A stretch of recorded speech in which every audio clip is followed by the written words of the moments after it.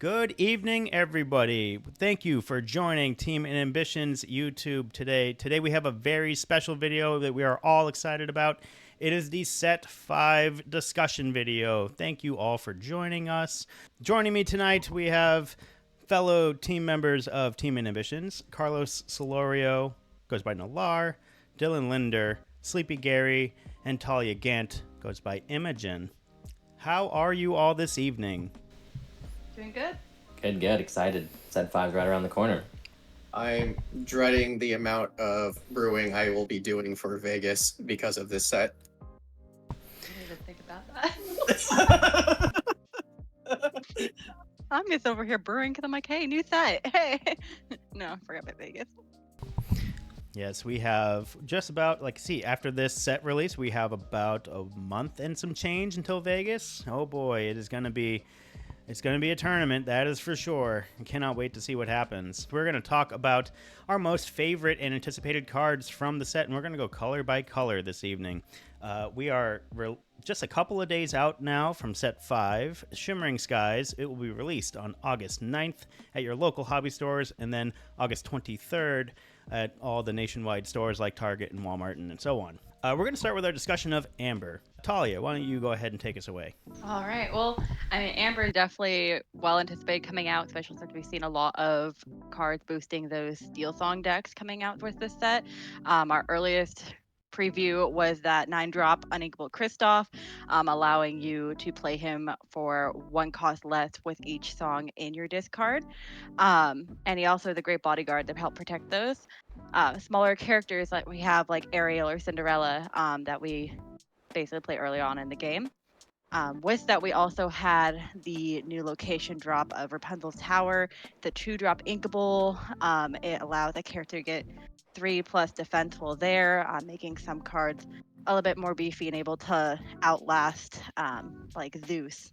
The Revive card, allowing you to play a card of 5 or less from your discard for free. We've had some aggro, of course, with Amber coming back in, like the 1-drop Unequal Daisy Duck. And of course, a lot more that are just questing for 2 with higher defenses, like the Vanilla Pivon Sweets.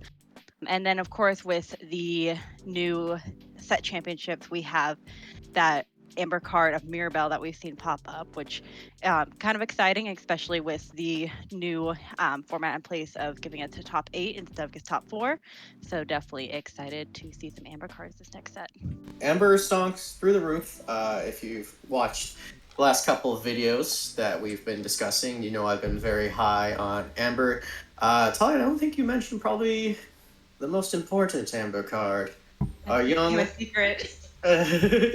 Our young Daisy Duck, the prize-winning girl. Yeah. Boy howdy.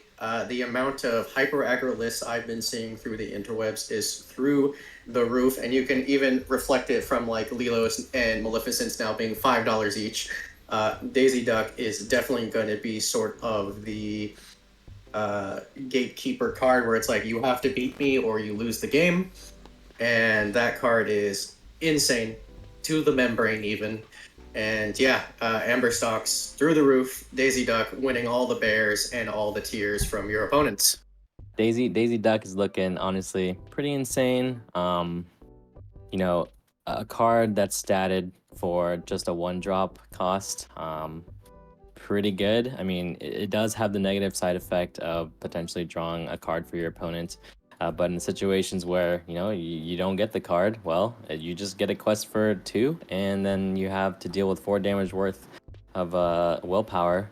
And not a lot of decks can kind of get through that until probably turn 3 at earliest, if I had to guess. We have some other options on turn 2 to help power up our earlier guys to get there, but still, you're using 2 cards just to deal with 1 and investing a lot of resources into just this duck. So regardless of you know what happens, I think Daisy Duck's definitely gonna shape some things up in the meta coming up soon. Yeah, definitely. I think, you know, if we were to like rank Daisy Duck, I think she's like one of the only, you know, 5 out of 5 S tier cards from the set. There's not a lot. There's a lot of like A and B cards, but Daisy Duck like is probably the queen of this set, if not next to like Naveen or something, who's really good. Yeah, like the whole Amber Steel Song archetype's getting good with Alan and Prince Naveen, so you can have your 8 flutes rocking out. Yeah, there's just some really strong S tier cards in Amber, and also they got some cool support like Queen's Sensor Core, which is really cool for the people who want to play like a tribal-esque thing of princesses or queens. You gain a lore, it's really cool. But yeah, overall, I think just with the 2 or 3 cards, Amber is probably the biggest winner of this set. If unless someone else thinks otherwise, but I can't think of another card that's like as crazy as Daisy and Naveen. So yeah, I think Amber is definitely like eaten, which is fine. It's usually like Steel who's like the best color. So I'm glad someone else is getting the crown. You know. I think we were talking about this a little earlier today, and I'm going to hop back to the Daisy Duck dilemma, which is that there is the complete potential, which we actually saw with Curse Merfolk, of turn 1 Daisy Duck and then turn 2 Daisy Ducks. You already have 12 defense power on the board, and sure, like you could potentially give your opponents like 3 cards, but I think the other thing that we're really overlooking on this effect is the fact that if it's not a character, that card gets bottomed, and now people are probably going to play a lot of reflexive cards in order to respond to Daisy Duck. For example, I don't think things like Brawl are going anywhere, and if you hit a Brawl off a Daisy Duck, well, there goes your answer for Daisy Duck. Now you're relying on what? Fox or a different rusher? So that's actually not a insignificant effect. And then if you do bottom a card, like Daisy Duck didn't get affected. Like Daisy Duck is still just out there doing her duck thing. The card is insane. This meta might be extremely fast just from this one card. Let me ask you guys a question. Speaking of Steel Song, since I think we're all pretty hype on it, what do you think about Gazelle versus like Gaston? Gazelle is 1 less power than Gaston, but it quests for 2 and it's same Singer 5. Do you think it's better or worse? Yeah, I saw that, and I was actually kind of thinking about it while brewing just an Amber Steel Song version. It was kind of like trying to think back to like set 2 when we were playing Gaston for a little bit as like a backup to Ariel.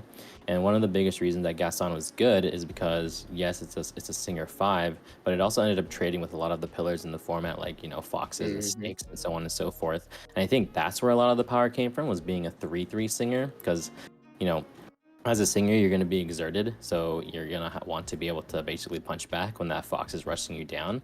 And the fact that you can take a trade, I think gives it a lot more value over something like questing for 2. That being said, Gazelle can probably fit better into like a more aggressive deck, like maybe a lower to the ground version with like, you know, the harps and like Perdita bringing back a lot of your Shmees and your 1-drops continuously to kind of just finish out the game a lot faster. But the Amber Steel Song decks that probably want to go into like the later mid game, kind of get their wheel off and then just really keep the momentum going with flutes, is probably going to prefer just a 3/3 at the end of the day. You know, we'll see if that extra quest for 2 is relevant, and I think, you know, it's really just going to depend on how fast we need to be, I guess, in the meta because of this Daisy Duck. Throw it at the tower. Oh my god, Daisy being a 1/7. Run through Puzzle Tower. Yeah, that's crazy. I'm also curious on all your guys' opinions, because we know that Merlin is going to be colloquially known as the first tutor, which means you get to look through your deck and grab a card and put it into your hand. But Amber actually got a tutor as well with the new Minnie Mouse. It reads like Merlin, where you have to use the shift ability in order to look for a character specifically in your deck and add it to. Oh, it puts it at the top. So what do you think about that? Like, do you think that's worth it? Do you think that's good? I'm kind of low on it because it just puts it on top and you have to shift on a Minnie Mouse. But do you think it's like, as a second version of a tutor, do you think it's pretty good, or what do you guys think? I don't think it's going to be good enough, to be honest, mostly because you don't get the card right away.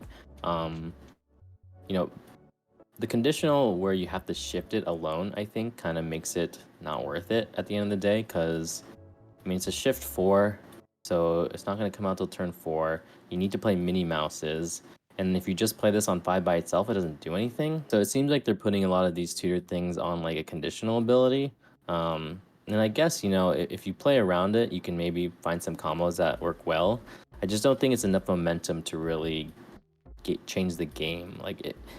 Especially it being a character. I think if we were looking at actions, some things might change a little bit. And I have some thoughts on that when it comes to different colors, as far as like what kind of cards you can look for. But characters alone, there's not really a character that I would like want to put on top of my deck that like kind of says, "Oh, I'm gonna win now." Like, kind of just feels like I'm helping myself a little bit, but I'm not necessarily like doing something incredibly powerful. I guess it's almost feels like maybe like a boss on a roll. It's like, oh, okay, I get to kind of fix and see what's going on. But even that card hasn't seen too much play lately. Same with like Cauldron and things like that. So I don't think necessarily fixing the top card of your deck is powerful enough yet, until we get some more cards that kind of that we really want to see like more often than not. Yeah. Yeah, it's definitely something that you'd see more being used with like the Bruno Madrigal card. It's more of an open version than Alma, where Alma only allows you to look for that magical character and put it on the top. Instead, you're just looking for a character and putting it on the top, so you're able to draw more than just a magical. Yeah, I forgot about her. So yeah, it's not like Power creep already. necessarily a direct tutor. Yeah. So yeah, good point. Good point.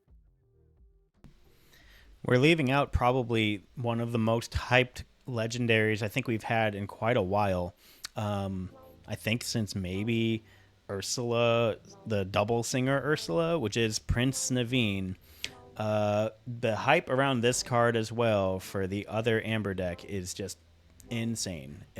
Obviously plays a song for free, specifically 6 costs or less when it comes into play, and it is a singer 6. And I think the biggest thing about this card is that it curves right off of Aerial.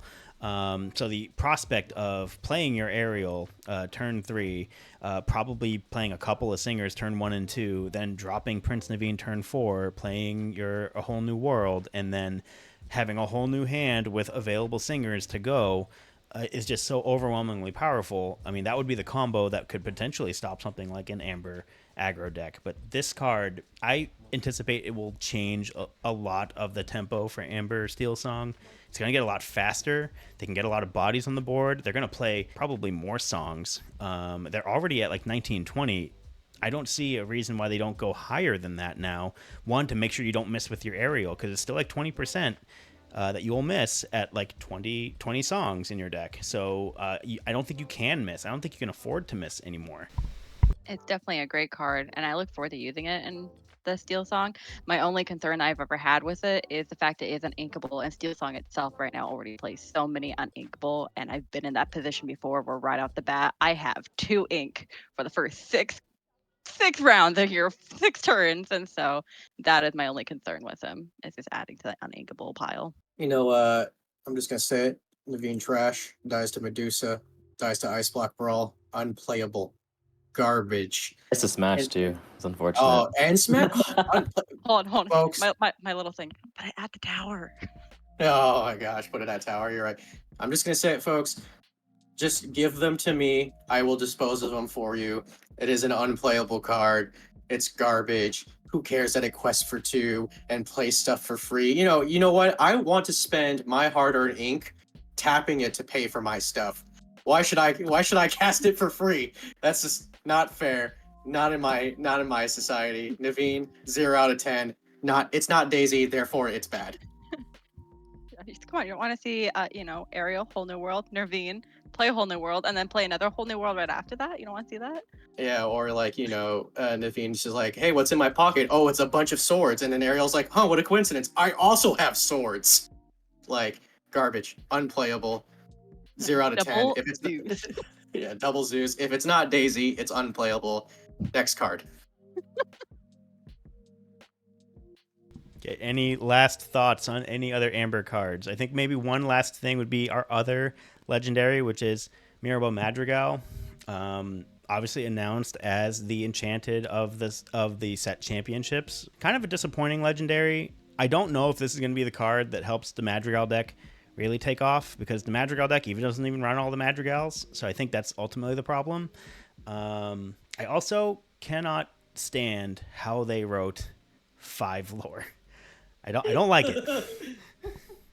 I have a strong opinion on Maribel. Are you ready?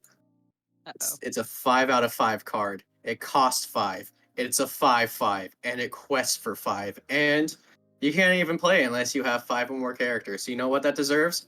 This many out of this many. That's 5 out of 5, baby. Maribel Madrigal stonks through the roof. Hey, she's inkable. Even better. Arguably better than Daisy because it's inkable. Let's Naveen take out sucks. Daisy. And it kills S tier card. Buy them now. Yeah. It's pre-ordering for $50. That's another 5, guys. Give them your 5s. I think the best way to play that card, honestly, is gonna be in with combination with the Rockstar Stitch, getting a bunch of those 1 and 2 drops out there, and then that next turn, if they're still there, dropping her down and go to town. But you have to hope you don't have someone with swords to take everything out. Legit, actually, people, if you like, joking aside, actually, no, I'm very serious. You can play her with, is it a queen? That's like, it's like a green queen where you can discard a character and you gain lore equal to its value, something like that, right? How about the peddler? Mm-hmm. Yeah. So like, watch me have 5 Maribels in hand because I can play 5 of these because it's on theme, and I discard all 5 of them, and I gain 20 lore, and you lose the game. Broken. 5 out of 5. Next card. You heard it right here, folks. Mirabelle Madrigal, truly the card of Amber. Not that other guy. Not at all. Dylan is going to be in the business of just handing out Mirabelles. Probably not not equal trades, obviously. Like 4 Prince Naveen's probably for a Mirabelle, and that makes sense. It has to be 5. Oh, geez, I 5. Yeah. Which 3 were the enchanted again? We had Mirabelle, we have Prince Naveen, and who was the 3rd enchanted from the Amber set? Over 5? So out of the 3, which one do we think was going to be the most thought out of for Amber? I mean, you just heard my rant, right? It's obviously Maribel. That one's the set championship promo though, right? Enchanted. Yeah. Is if we want to talk booster box Enchanted, Oh yeah, there's a 3rd one. probably. It was Naveen, Revive, and what else? And Vanellope, which is my choice for the best Amber Enchanted. I think she looks really great. I think there's a story to that card. Something that we haven't talked to about just the overall flavor of the set is that they really are supporting like these archetypes and tribes. And what I mean by tribes is basically like princesses or villains or stuff where people are like, plenty of people want to play princesses and queens and kings and stuff like that. And Vanellope's ability to give everyone -1 attack for until the start of your next turn for every princess you play, like, that's not bad. That's some under the sea levels of goodness there. Well, that will do it for our Amber discussion. We'll move on to our next color, which is Amethyst. Carlos, why don't you take this one? Purple, definitely. I think a fan favorite, if I had to say. Not just in set 5, but just the color in general. Historically speaking, it's been one of the more powerful colors in Lorcana.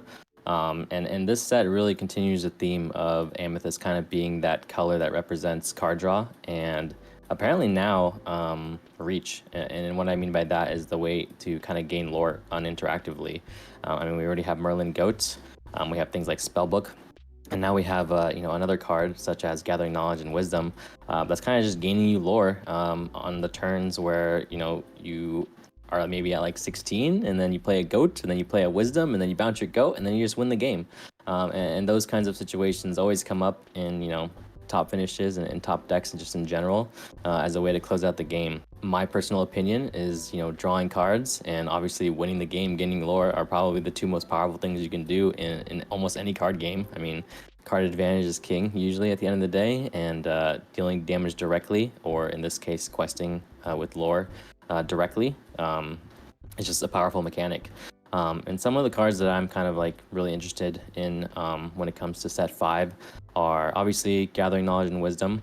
I think the card itself is maybe not necessarily a 5 out of 5, but it's one of those cards that's going to be kind of around for a while, I think, and depending on what cards come out, potentially could become potentially broken. I think the path to like the future of Lorcana can kind of put that card in a situation where it kind of revolves maybe around like a combo deck. Like if I had to take a guess, Purple and Sapphire is going to end up becoming kind of the combo-oriented sort of eggs deck, if you will. If you're familiar with Magic the Gathering, there is a deck archetype called eggs. And essentially what you would do is you would ramp up with lots of extra free mana, and you would cycle your cards over and over by putting them back onto the field, and essentially, destroying your opponent in one turn. And if you think about it, we don't have it quite yet, but if you look back on just our recent set, it only took a couple Floodborns to suddenly make Bucky a really viable card. Who knows if in the future we get a card where, actions are now reduced by a certain amount based on, what you do or whatever it may be. And now gaining gathering knowledge and wisdom becomes a 1 cost, or potentially reduce that down to 0. And then we have effects like that new purple card that's also coming out this set. I believe it's called We Know the Way, or other cards like It Calls Me. I think that actually puts cards from your opponent's discard into your own deck. But once we find ways to put more cards in our discard into our deck, there's going to become situations where, you're playing Gathering Knowledge and Wisdom for free, and then you're going to play a card that puts them all back into your deck, and then you're going to play cards like Finders Keepers that just came out. That's an action as well.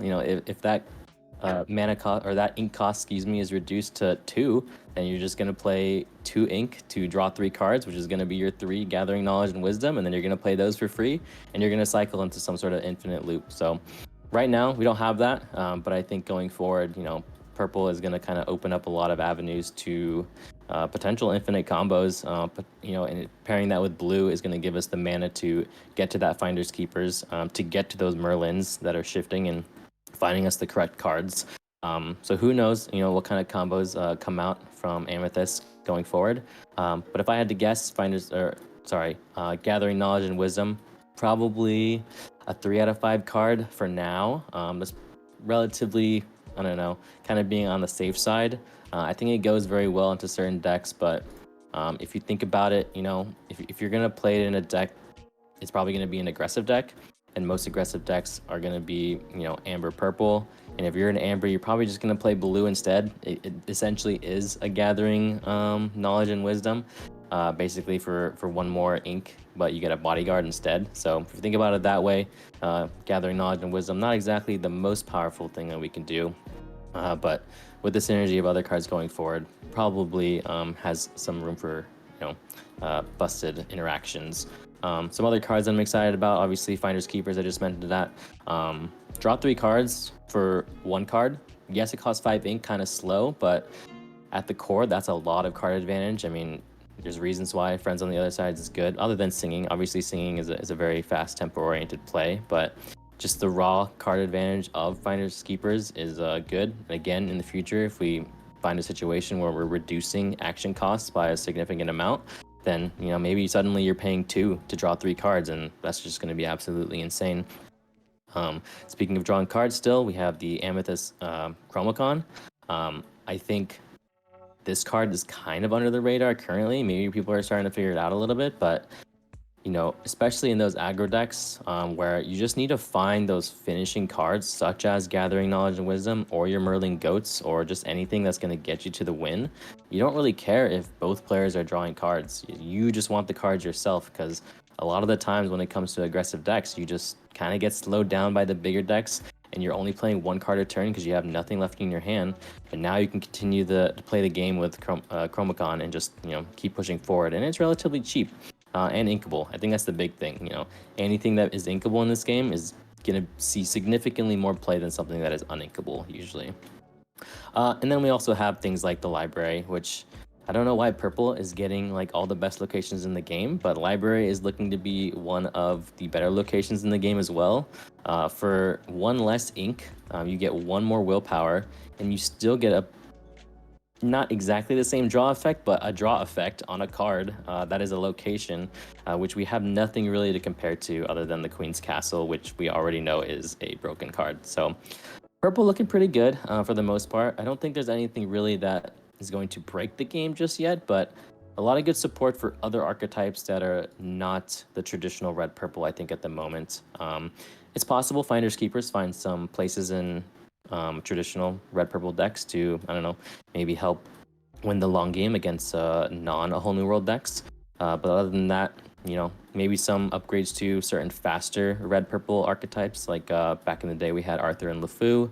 Maybe we can squeeze in library now, because if we're playing more creatures that are cheap, then we can get our card drop back with that.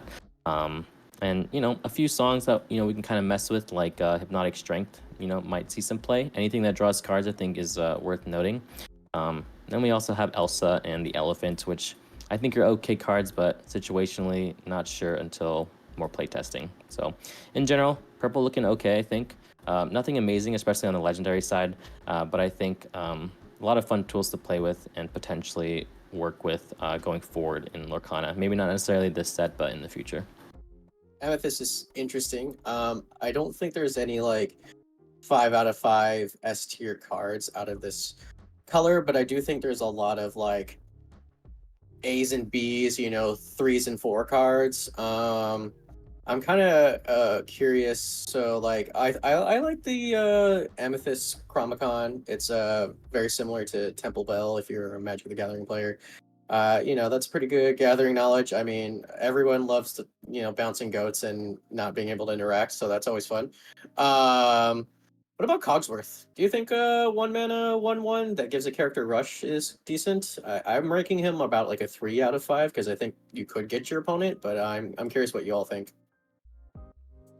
That two, Talia's saying it too. I think, when I first saw that card, I was kind of low on it. I was like, okay, it's a 1/1. It gives something rush. It's inkable, so that's good. It's a potential shift, I guess, for our, beloved grandfather clock in blue. But then I read it and I was like, oh, this thing can give itself rush.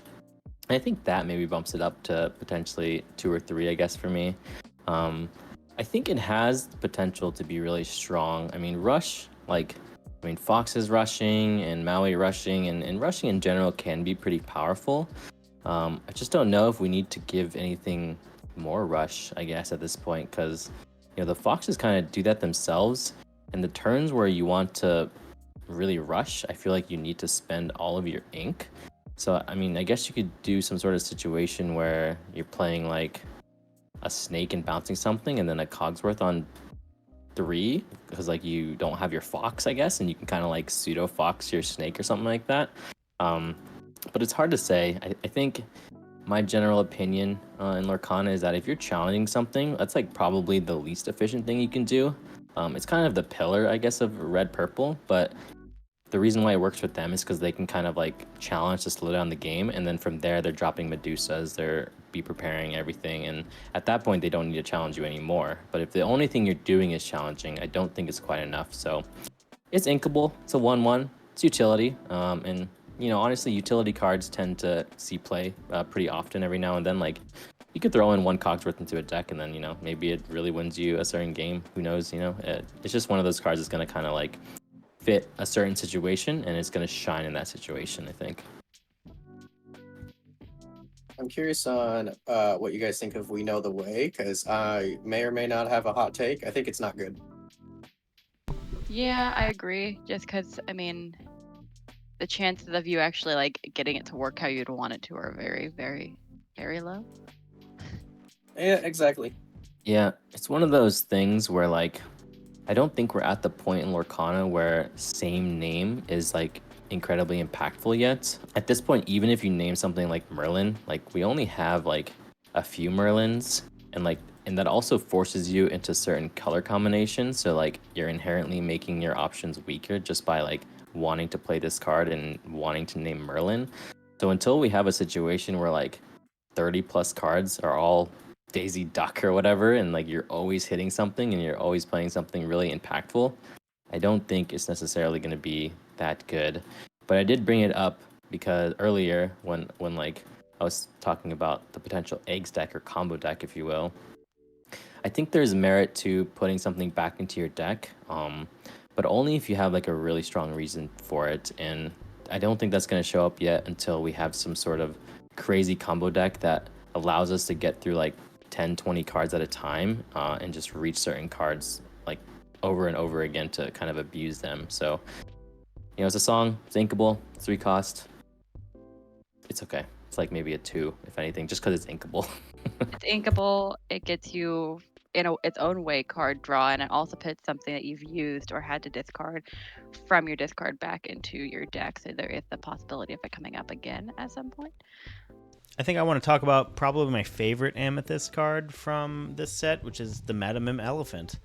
At first, I think this is one of the first cards that was spoiled from the set, and at first I was like, oh, okay, it's a big elephant. It's a turn 4 Mim, which was kind of the one missing gap in the Mim line, because we have the 2-drop Snake, we have the 3-drop Fox, we have the 5-drop other Mim that really isn't played, but now we have Elephant. And now that we've seen all of the aggro stuff that is coming out, Elephant probably is going to see some play just because it's moving damage, right? Like, Elephant is a big body. It's going to hold on to a ton of damage. It has 3 strength, which allows it to take out a Baloo or a Donald Duck, and ideally in the situation of Donald Duck, it takes that damage, and then if you don't deal with it, which really the aggro decks don't have a good method, guess what? It's going to kill something just because of that effect that Madamim has. And I think this Elephant is going to see way more play just based on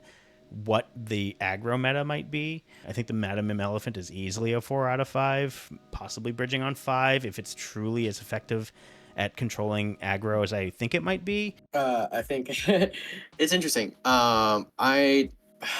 I'm mixed about this card. Not because I think it's bad, I just think it's in a competitive slot.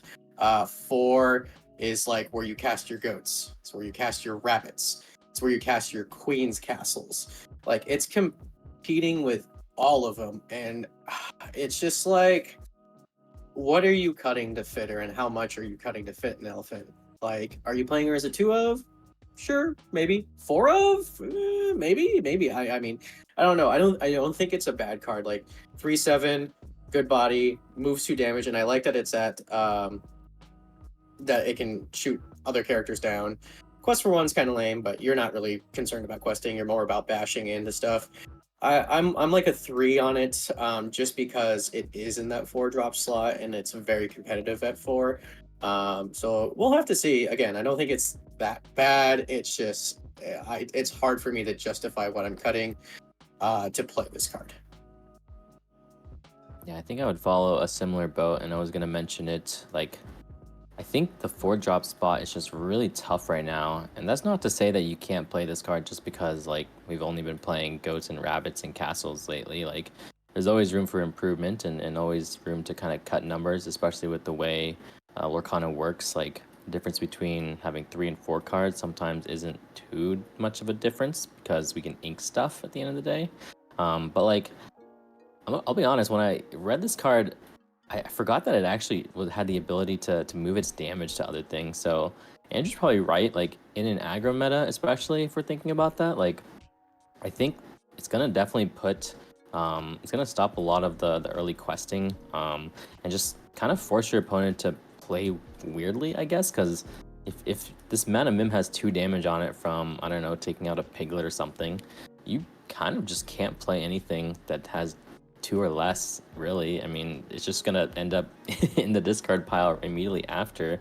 But I do think there's like a lot of diminishing returns from adding even more bounce potentially to the deck. Like, if we go turn 1, bounce something, or turn 1 play like a Turnabog Followers, turn 2 play a Snake, bounce that, turn 3 play a Fox, bounce that. Like, we're only keeping 1 character on the board, like, for the first 4 turns in a row. And I guess, maybe it's good enough, but like, by the time you get to that elephant, if you're bouncing a lot, then you're not going to want to bounce it again with that Fox that you picked up or that Snake you picked up, because you want it to... Well, I guess you get the damage off at the beginning of the turn. So I don't know, maybe it actually is pretty good, but I think the ability to not go as wide with so many bounces in your hand is going to maybe put a hinder on some of the games where you do want to go wide and be aggressive against, like, the red-blue decks or the blue decks in general. So really going to depend on the format probably, but stat-wise, like, this card's insane. 3/7 for 4, inkable. Like, yeah, it's a definitely a big elephant that's going to start bashing things. But it's going to be tough to fit it in decks, I think, is the big thing. Running joke, dies to Medusa, but does not die by Maui, and actually will end up killing Maui if Maui is dumb enough to run into her. So I was just about to mention that. That's actually interesting, yeah. I didn't think about that. I mean, you could force Maui to run into her. Maui's got a bash, so, yeah. You forgot the other meme though of Ice Block Brawl, so unplayable card. Yeah, actually unplayable. I have another hot take because I know a lot of people are high on this card, and I'm actually pretty low. And one of my good buddies, who is a brewer and also a follower of this channel, so if you know who you are, you know who you are, is the new Elsa Rush Evasive, tap a character down when it enters. I'm pretty low on that card. I'm not a fan of the 2/5. I think a 5-mana Rush Evasive that only quests for 1 is not that great. I know a lot of people are very high on it, but to me, this is like a 2, maybe even a 1. I think it ends up being okay. You know, like if you think about it, in set 2 and 3, we were playing Pinocchio a bit, and a lot of the lines you would do on turn 5 was like play a Pinocchio, play a Fox, and then hit the thing that was exerted. But in this case, it's just weaker. But you do have the ability to hit evasives. And I think the big thing people are thinking is like, oh, I can take out Diablos now. But if they're shifting out of Diablo, like you still have 3-4 turns before that Elsa even matters. And I don't even know if you like will want to be playing just an Elsa on turn 5 to deal with that one Diablo that already drew 3 cards. So I don't think it's necessarily the answer. If we end up in some weird evasive format, then maybe potentially. But again, I think in general, when it comes to rating cards, if it's inkable, I'll give it at least a 2. Because I think just being able to ink stuff in general just makes a card much better. I think people were kind of looking at it earlier too and saying, oh, it fits really well into the old Elsa that we used to play in set 1 and 2. And now we have a decent shift line, I guess, if we want to go that route. But only questing for 1, probably not good enough. I think by the time you're at 5, you really want to be doing more powerful things. So it might see 1 or 2 copies in like an evasive heavy format. Maybe we're playing against Lemon Lime discard, you know, they're running those Sir Hisses or Red Blue is on Pegasus or whatever. Hey, maybe Elsa can take one out every now and then. Who knows? Yeah, it's that old Elsa. It's a shift at 6, and so I mean you drop her, hope she survives the turn, then you shift in at turn 6. But you have to hope it survives the whole turn at being a 2/5 if you're spending 5 ink. Yeah, I think it's the 2 that really does it. Like at 5, like you really want to at least be doing 3, like minimum. And like Fox has kind of always been the check.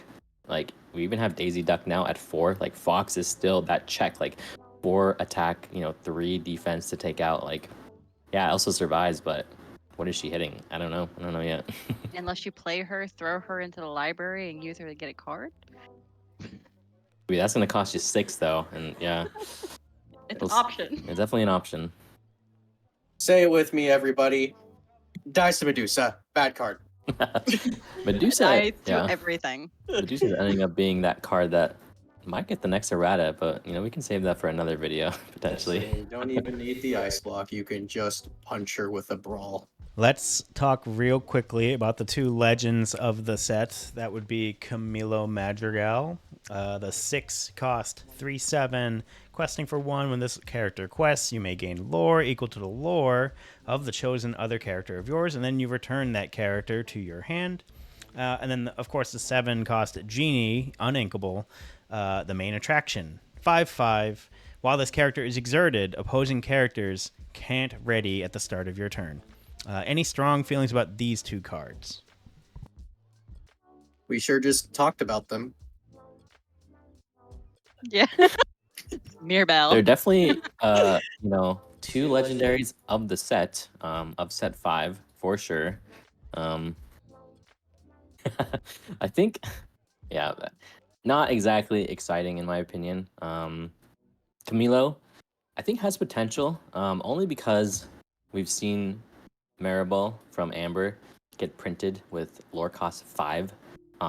That signifies to me that maybe in the future we're gonna see 2 lore pips that have 5 on them, for example, and maybe it costs 12 or something.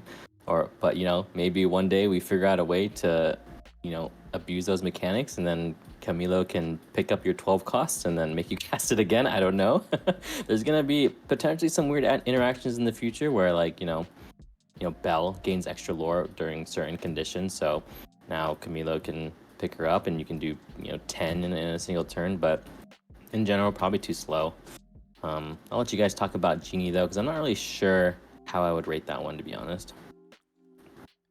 I'll tell you how it is. It's a 5/5 that doesn't cost 5 or quest for 5, so therefore it's worse than Mirabelle, therefore unplayable. Next card.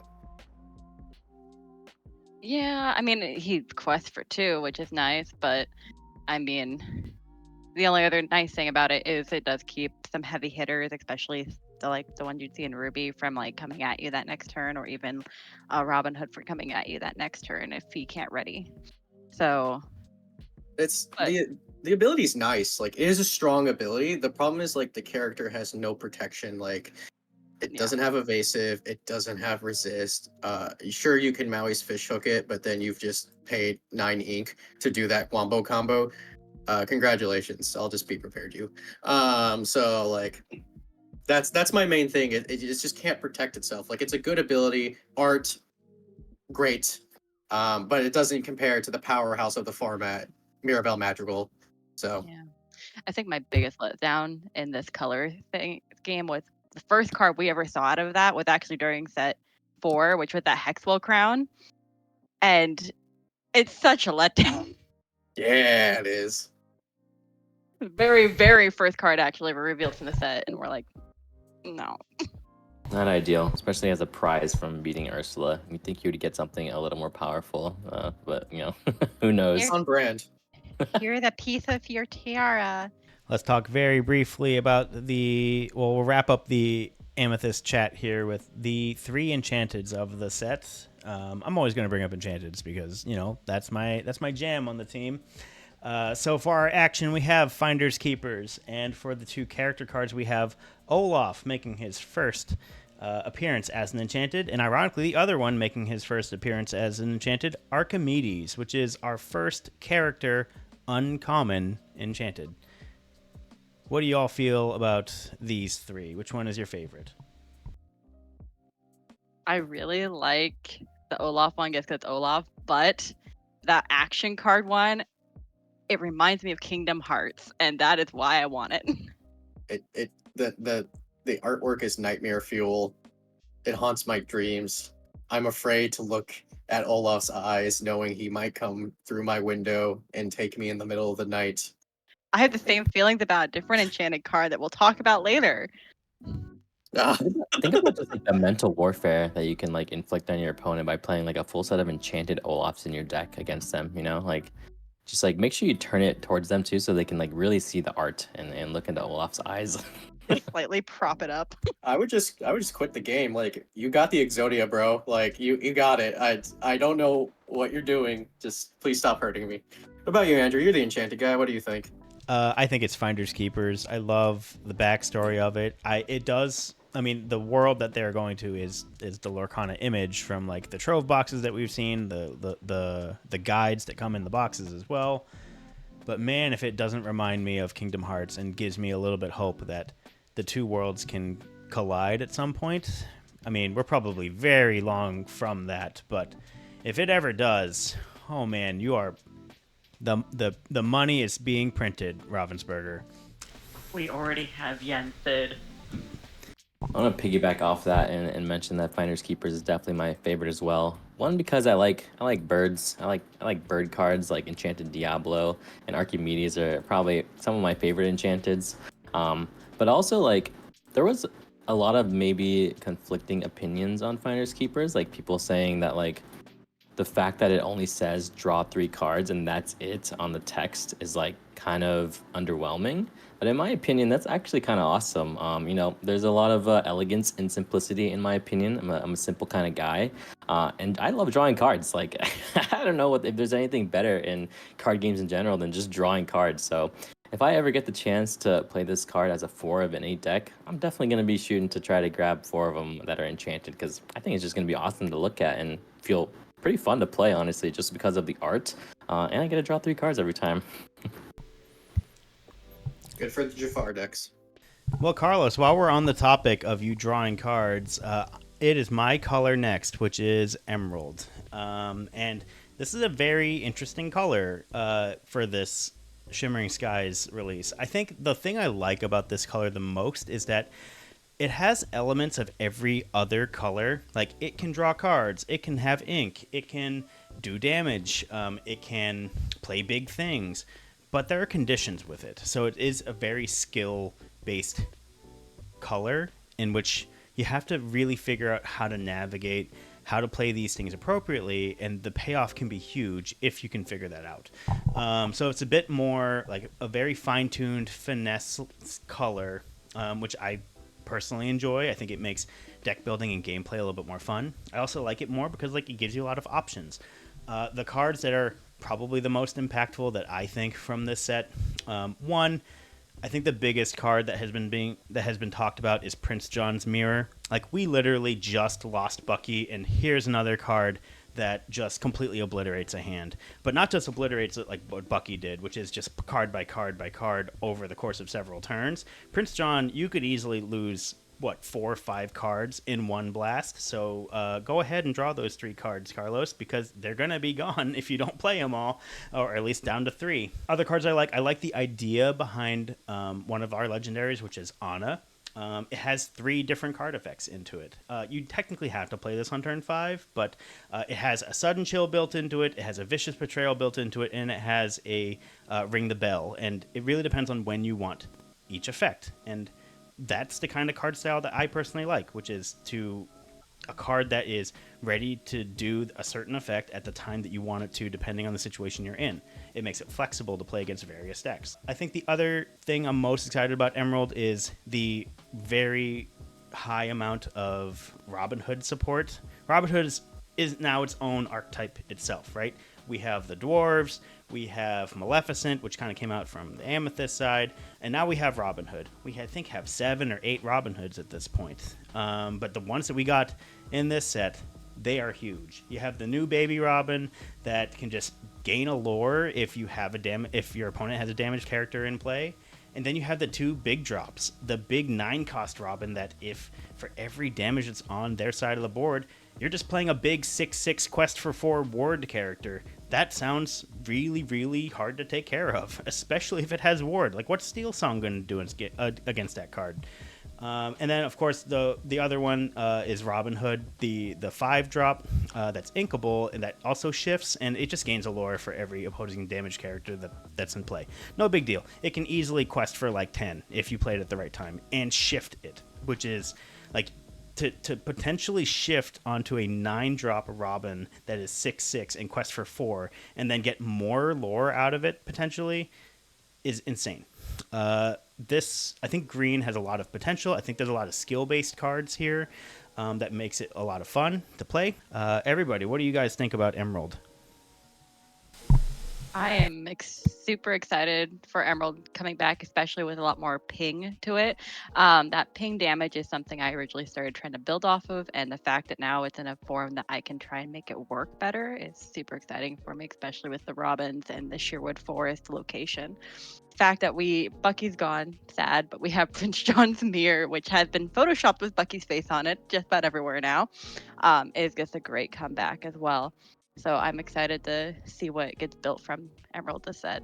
Green, like you said, Andrew, is definitely one of the colors that it has huge payoff if you're able to navigate the conditional lines really well. Like, there's a big difference between, I guess I can't put it necessarily into a specific scenario, but like a Mother Knows Best, returning something back to hand, is definitely more powerful in certain situations than others. And figuring out the right time to do that is like, I think what makes or breaks a good player.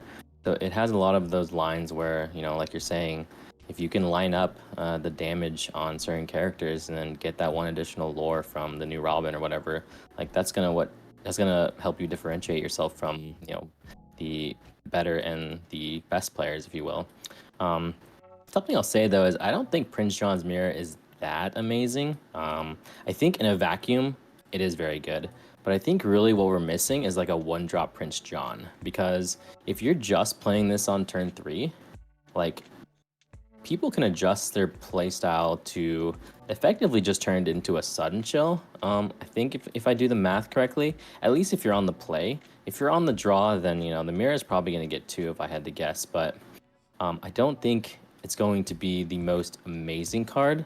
But the fact that it's inkable and the fact that, yeah, if you're playing against someone that's on like a big draw plan, like they have to play around this or else you're just going to nuke their entire hand. And if you wait to play that Prince John that gains cards based on when things are discarded, then yeah, you're just gonna basically discard their fresh hand from 7 all the way down to 3, and you're gonna draw 4 cards. Like, that's just a huge tempo swing. But I think if you look at it from a perspective of like 1, 2, 3, play the mirror, I think people will catch on to that or be able to play around it at least a little bit. And then from there, the card kind of just sits there probably, because I think a lot of the big things that Emerald falls behind on is when your opponent kind of goes wide. So I guess historically the green pairing has been with steel, so you can kind of take care of that potentially with some steel effects. But I don't think it's on the same power level as Bucky. And I think there's some potential for your opponents to play around it, which I think weakens it just a little bit, because I think Dylan has mentioned it in the past. Any card that kind of gives your opponent some agency to work around doesn't necessarily like give it a lot of strength.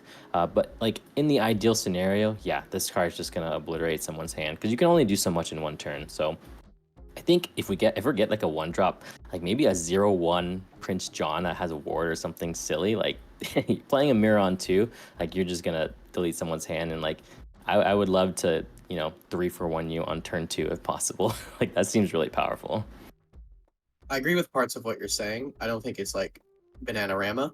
But there are certain matchups where this card is just absurd. Like, yes, I know Amber Seal Song has Benja and a bunch of other blow up item stuff, but like, imagine slamming this and like your opponent being like, all I have is whole new worlds, and just discarding down. I think the real hype reason about why this card is so popular and why like Prince Johns are spiking and stuff is because against Ruby Amethyst, they have literally 0 ways to get rid of it. And if you jam it on 3, they're probably discarding 2 to 3 cards, which is great.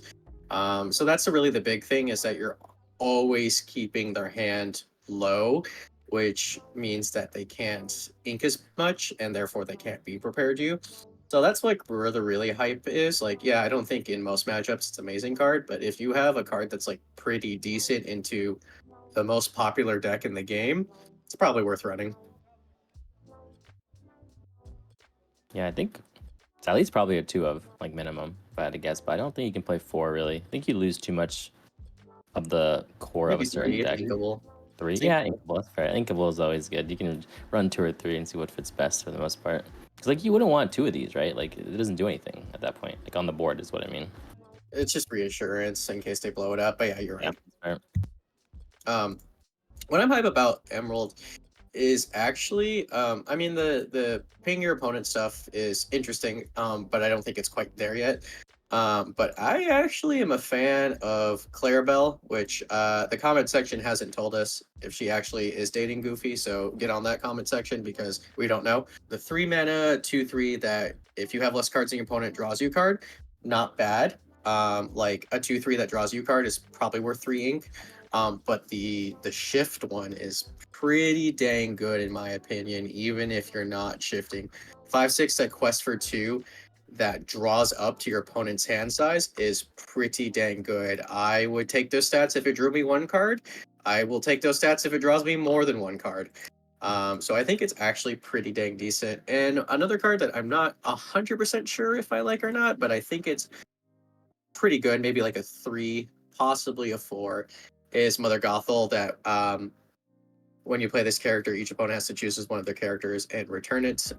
It's like a poor man's Lady Tremaine, which is not bad. I think Green kind of wants that removal without necessarily like tapping their dudes to sing songs. So I like it. I like it. Yes, it does give your opponent agency, which does suck, but I'm not saying it's like a 4 of. I'm saying like maybe a 2 of to just really get around those annoying ward characters and stuff like that. It's not bad. 4/6 quest for 2. I think it's good. It's inkable. Like those are some good stats in my opinion, and it's basically just a Tremaine. And also, that art slays. Like she's working it. Mm-hmm. I had a question for you guys in regards to, we have Clarabelle. This legendary allows you to drop to the amount of cards that your opponent has. We also have the uninkable 4-cost action of Remember Who You Are, which essentially does the same thing. So in which case here are we thinking playability between these 2 cards?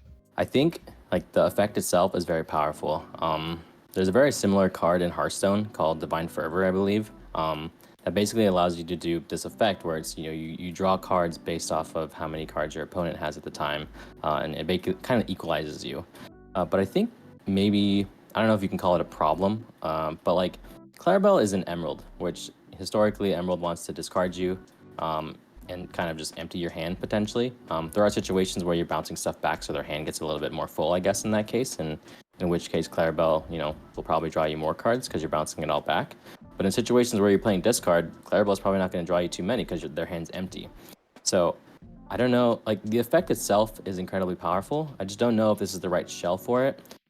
Maybe if it was like a shift 3 potentially, and you could like really dump your hand early on turns 1 and 2, and then play shift 3 and maybe get 2 cards because. I mean, obviously the stats will have to change a little bit. You can't just be shifting a 5/6 quest for 2 on 3. But I think in general, like the effect's very powerful. Maybe not the right shell for it. Maybe Emerald is not the right shell for that kind of effect. But I do think the effect in general is incredibly powerful. You can maybe argue that it works well in like the green steel aggro list that were kind of played at the end of set 3 because their hands would get kind of low, but then you would gain card advantage off Prince John anyway, so your hand actually ended up staying kind of full. It's hard to say. It's a very powerful effect, but I think it only works well if you can empty your own hand and then refill. And that's not exactly what I see Emerald doing a lot of the time, so it'll be interesting to see how it pans out. Yeah, I don't think you're playing Clarabelle and discard and stuff. And remember who you are. I forget who I am. Cards trash. The big reason why is because it's uninkable and it's not a song. So like paying 4 to draw is like eh. But I think Clarabelle could potentially see play in green purple aggro decks because the big thing about aggro is that it just runs out of gas. So like you could potentially be playing Clarabelle and like shifting onto her to like re-gas up, which I think is good. Like I don't think Clarabelle in the current deck types that we see is going to be a 4 of, but I do agree the ability is pretty strong, and maybe you'll see her as like a 2 of, and maybe like the little 3 mana Clarabelle as like a 2 of as well, so that way you could just gas up on those important turns. I think it's important to note that Clarabelle's effect is every turn. Like it's not just the one turn. Like if they don't deal with it, it's gonna stay out there and you keep drawing. And chances are, if you're Emerald, you're just gonna play a bunch of like little things, like your Cursed Merfolks, your Flynn Riders, etc., or like other little guys that help kind of facilitate this, kind of nuanced gameplay. So I think it fits into that theme, and then you just refill your hand if you manage to do that. It's kind of like a whole new world in a way, like a green one if it doesn't die. So that's kind of cool. It is highly dependent, of course, on if your opponent has a hand. But chances are, like if you're not running the green discard version, they're going to have one. All right, let's talk briefly about the enchanteds of green. We have the aforementioned Clarabelle Cow. Our second character is Scar. With this amazing art, you can see, little baby Simba being scratched out. And our action card of You're Welcome. What do you guys feel like is your most impressive of the 3? I think I already have a sense of which one you're going to pick. Well, I'm not sure. There might be a particular animal we enjoy a lot. I'm not sure. I'm going to be the odd one out, and I'm going to go for Maui. I mean, that's a good one. Just because I don't have a Maui one. I want a Maui one. There's Maui though. There's the actual just Maui. I don't have it. But this one has green, which is my favorite color in it, and spirals in it. And a lot more fun things. Okay, here's what I'll do for Iconic. you. Buy a Maui, and I'll get a green marker, and you'll have a green Maui. Look, that Scar art is so good. I mean, look, all the enchanteds are like really good, but that Scar art is the card itself is like but that artwork though, yeah, I gotta go with my boy Scar. Yeah, I think Scar is definitely one of the better enchanters of the set, since Scar is definitely the best friend or spiritual animal, if you will, of Team Ambitions. I think the villains don't get enough credit to the end of the day. They're going through stuff too, so you got to look at it from their perspective every now and then. Yeah. How would you feel if you never had a shot at the crown because of your brother? I know what this feels like, but not because of our brother. See, exactly. And the best answer is just to push him off a cliff. That solves all the problems.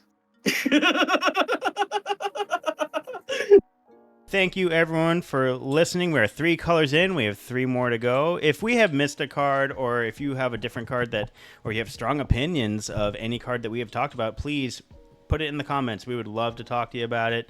Or just, track us down in person. If you happen to be a local to the Pacific Northwest, we would love to talk to you about it. Moving on, our next color is Ruby, and we will hand it off to Mr. sleepyGary. Dylan, take us away. Yeah, ruby is definitely an interesting color. I really like that it brings a whole new life into the color. Generally, ruby is kind of seen more of a splash color. You generally play it for your Medusas, your Be Prepared, your Brawls. Basically, people have only played ruby to just remove characters or locations off the board. And now ruby actually has some real tools to be a real color that isn't just supported for removal spells. We have some weird combo stuff with like I don't like this character's name. Taffy Mutton Fudge. I don't know what a Mutton Fudge is. I don't want to know what a Mutton Fudge is. It hurts me saying this, but she has a lot of interesting combos. The one drop one makes the opponent lose a lore if you're at a location. There's a shift one that if you're at a location you gain 2 lore, and then we have the speedway that just moves characters around. I believe there's also another Ruby card in the previous set that says when you move, I think it's Hey Hey, where you move from a location, your opponent loses a lore. So you can definitely just play this like, you lose a lore, I gain a lore, you lose a lore, I gain a lore, like this just kind of back and forth, which is pretty sweet. I thought like set 1 Aladdin was pretty cool because it just swung the game so forward into you, and now Ruby's kind of doing that. Also, Robin Hood brings a whole new life into different colors. No longer is singing just for Amber Steel or Amber colors alone. Robin Hood is really cool. I think he's a really cool card. Donald Duck, my contention for one of the best enchanteds in this set, is really interesting. Makes you lose lore. He punches stuff. Yeah, Gaston, a Maui at home, which is pretty cool. He one-shots Castle, which may still be relevant, so I really like that. And shout out to them doing Pete, the original Steamboat Willie art. I love it. He looks super unhinged. I just noticed he only has 4 fingers. It's great. It's Nightmare Fuel art, and I'm here for it. But yeah, no, I think even though not a whole lot of these cards seem super powerful, like nowhere near the Strength of Oppression of Mirabelle Madrigal, but there's a lot of interesting cards that it's a brewer's paradise if you're a Ruby fan. I think Robin Hood is interesting. I think the Racers are really interesting. I think Donald is interesting because he's a knight, and there's going to be knight support all over. So, and I think my favorite card out of all this is definitely Robin Hood. He has just an interesting effect. Quest for 2. It's a shame that he's uninkable, but I think he'd be a little too strong if he was. But of course, you got to say it with me. Dies the Medusa, therefore unplayable. So there we go. What do you guys think about Ruby, or what are you excited for? I know some of you guys are more brewers than me, so I know you're cooking up some Ruby Amber singing decks or something like that. I want the deck. Yeah, I love Donald, so I love that art. Oh, the minute that they released that card as just the legendary, I immediately said, I want that as an enchanted, and voila, here it is. So definitely So excited for that. But yeah, the fact that, you can get him up to like a 9 at the most. Like, hey, look, you can challenge a dragon, like someone else playing Ruby in 1 turn. It's great. There's definitely some cards that are just going to round out some other decks. Gaining lore based off of the highest ranking you had. We have the sword release, which can definitely help out with that with this next set as well, because it's going to cause your opponent to lose that lore, and if you have that in conjunction with Flynn, you're just going to gain the lore. New Robin, yes, dies to Medusa, can be brawled, can die to everything. But I mean, hey, with the amount of songs that are uninkable, it's easier than uninkable to sing them, right? It doesn't have to be a song too with Robin Hood, which is really cool. It's just any action, which is pretty crazy. Yeah, like if you flip a Finders Keepers, you just play it for free. I hate them now. Yeah, Robin Hood definitely probably one of the more exciting cards I think that got revealed from set 5, especially because it was like the last card I think, or like the last legendary, so there was a lot of hype behind it. It definitely is reminiscent of Ariel, looking for the cards in your deck and trying to hit those actions basically. Something I just thought about till now is that you could play the Sherwood Forest and then just move the Robin there for free, and then essentially protect your Robin Hood. Yep, he has Ward then.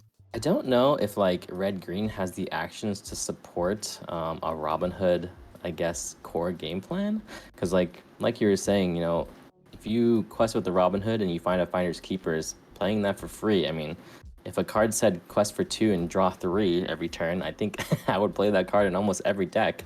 But the fact that you have to put it in Red Green with the Sherwood Forest to make it happen, I don't know, might still work out potentially. I mean, you got a few actions there. Green definitely has some tempo-oriented stuff like their bounce spells, and Red still has Brawl, and maybe we can use Beaking Undisputed as well. A lot of options there. I think Robin Hood will find a home somewhere. I don't think you can just put it into any red deck right now, though, and make it work. You really have to kind of formulate a game plan around Robin. Yeah. And that's really what it's going to come down to, is if, a new sort of archetype, I guess, free action songs, whatever you want to call them, comes to life, then Robin Hood might end up being the kind of underdog that ends up being the best card in the set. But hard to say. Uninkable definitely hinders it a lot, I think. But again, like you said, if it was inkable, I think it'd be probably too powerful. So, but I'm excited for it as well. I would probably give it like a 3.5 out of 5 or something like that. I think that's fair. You can play Remember Who You Are in a red-green, and the idea that Robin Hood can just spike you, 3-4 cards? Oh, I'm just going to quest with this guy and draw 4 is pretty tantalizing, I won't lie. Now, depending on the matchup, I mean, if you're against aggro, you're drawing nothing, and that's the worst card ever. But, you could be cooking there. I do wonder if this Robin Hood influenced a lot of the decisions behind why Dragonfire is our DLC promo, because this Robin Hood probably gives Dragonfire relevancy. I think where it has lost it for about 2 sets now. So I think Dragonfire might come back. The other idea I have on Red is, I think of all the synergy with locations that it had already, starting from Into the Inklands. Now we know some of the strongest locations are in purple, and they got the library, which is also strong. Like now they have 2 very powerful ones. But Red probably has the ones that make the most sense for its theme. Like it's trying to get an idea out, like Sugar Rush Speedway is really good. I wonder if this might bring about the return of Jim Hawkins and some of that idea, especially when you combine it with Miss Mutton Fudge and Hey Hey and that kind of thing. You're just manipulating lore all day. That's right. I said it. What do you guys think? It's definitely interesting locations. Red, I think, has probably some of the stronger locations that we've seen, which is nice. And it's definitely interesting. Yeah, and I'm excited for it. I do like that it's like kind of a conditional thing, that like it's not just, oh, I play my character and you lose lore. It's always like you have to build these synergies around it, so it's actually feels rewarding to like get off the sort of combo where you're like making your opponent lose lore and you're gaining lore, and it's interesting. I think it's going to be a really cool deck. Yeah, speaking of losing lore and stuff, I mean, Robin Hood, like I think a lot of people, similar to Naveen, were kind of waiting for like some sort of interesting, powerful 6-cost song or action to come out so that like Naveen could really take full advantage of what was going on with his ability. Robin Hood is similar in where the action is 6 or less, but the difference is, I guess, potentially that Red has an action/song called Pirate's Life, and it fits that theme that we're talking about of draining your opponent and gaining lore. So, if we think about it, maybe there is something there with Robin Hood and Pirate's Life being played for free, and then moving to locations to protect your Robin and lose lore with the mutton fudge and stuff. So the more I think about it, maybe a red green of some sort actually might work with Robin. And we just talked about, remember who you are kind of being a bad card. It still probably is a bad card, but the fact that like red green now has access to card draw, which I think they kind of lacked before, like really they were kind of reliant on, I think, Queen of Hearts mostly to draw cards, and like that wasn't really ideal because for the most part your green creatures were kind of small and kind of just wanted a quest. Like you didn't really want to challenge much, and you kind of had to commit too much into your deck to play the queen as well as the shift. So there might be something there with Robin actions of some sort, and red green, might be the way. Who knows? But someone is definitely gonna figure out, I think, and then Robin's gonna have to kind of be that card that we always kind of keep in mind, because if you can't take care of Robin, you're gonna have to kind of morph your deck around that, and I think that's kind of what creates like a good card at the end of the day is.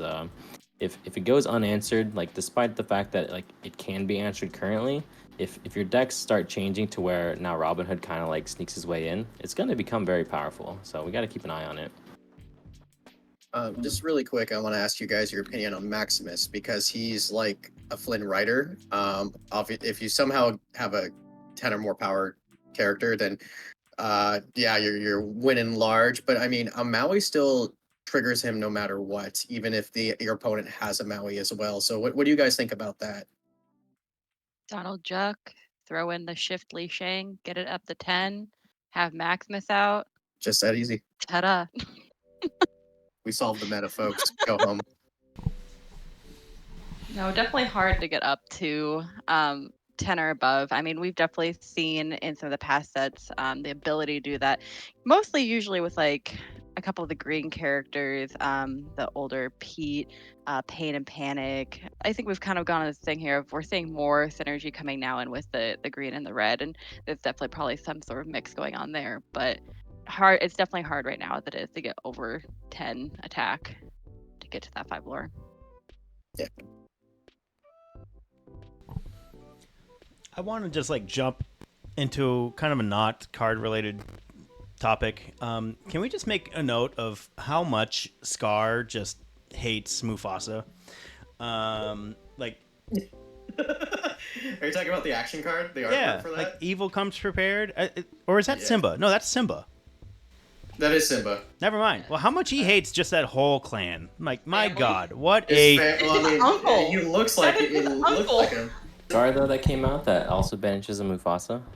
Yeah, the Betrayer. Like when you play this character, you may banish chosen character named Mufasa. So yeah, I mean you're right. I respect it. As someone who is cutthroat as Scar, I respect it. Actually, not bad. Quest for 2, and it's inkable. Yeah, it's not bad. 3-star? 3 ears? 3 Mickey ears out of 5? 2.5 for because it's our spirit animal. 5 out of 5. It costs 5. I mean, I have a fun little side remark that I really like. I like the fact that Ravensburger is also using more of their own terminology.